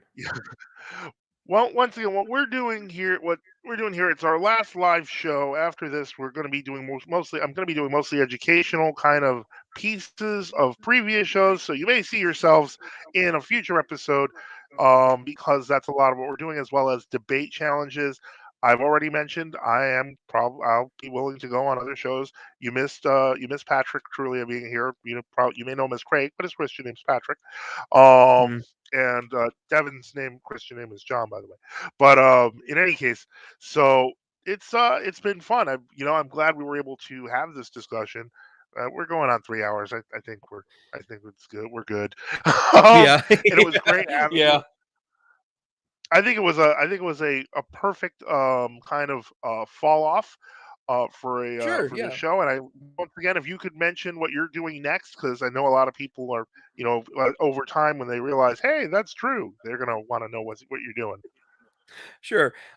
So Atheist Reformation by no means is a dead channel. It is just on, I'm not even going to say permanent hiatus. It's on an indefinite hiatus. I will get back to putting content up on there. I just need to start lining up guests again to start doing, um, you know, discussions with a theist and stuff like that, and that will happen eventually. But primarily, my focus right now is building educational content in the form of a new channel. It's going to be called the Political Reformation. I've not launched it yet. We are still very much in the early production phases of going through and doing content creation as far as scripting, recording, editing, all sorts of stuff. Educational bits about the U.S. Constitution, what it is, what it says, what it does, what it can do, what it can't do, things like that, and also going through and delving into American political history, and American politics as it happens today. Everything from local elections all the way up to federal elections, or how certain federal agencies work, what their initial mandate was, what it has turned when they were created, what it has turned into over time with some historical references, and what it does today. And does it do the same thing? And does it still serve to benefit the American people? That's really a determination that's going to be made by the viewers. However, we will just lay out just objectively factual statements of what they do, and it's up to the viewer to There's going to decide. probably be a lot of subjectivity though with politics. So we're trying as much as we possibly can to keep it as objective as possible, stick to raw fact, raw data, and effectively devoid of personal opinion. Will there be sharings of personal opinion here and there? Yeah, sure, probably. We're humans. It's gonna happen. We can't help when we talk for several hours on end to not color it with a little bit of opinion here and there. However, with what's happening on the show itself, the information being presented is going to be objective. It's going to be researched. We will actually have sourcing on each video for people to go through and actually verify the sources themselves. And because we want people to watch it, we want people to check it, we want people to go through and see whether or not we are being objective or whether we're taking stuff out of context, because we don't want to do that. And if we do end up taking something out of context, we want to be told about it so that we can either A, do another video issuing a correction, or B, go through and explain how it actually is not out of context. It'll just depend on the show. I can't really give you an example right now because, well, we haven't been told we've done anything out of context. There's not any content out yet. But I'm sure it'll happen. Well, well, thank you again. First off, if you had told me 3 years ago when I first did a video called "Who Invented the Roman Catholic Church" that my last live show would be talking about the Mandela Effect with an atheist, I probably wouldn't have believed you. But here we are, and it's been a great ride. I want to thank everyone for listening. I want to thank Drew for being here. I want to thank Patrick Trulia for being here earlier. I want to thank everyone who made comments and had questions. And again, we're not going away, but this format probably is because it's just a little too much stress for me. In any case, I want to thank everyone again. Drew, thank you again for being here. And everyone, have a good night. Take care. Take care and be excellent to each other, guys. Have fun.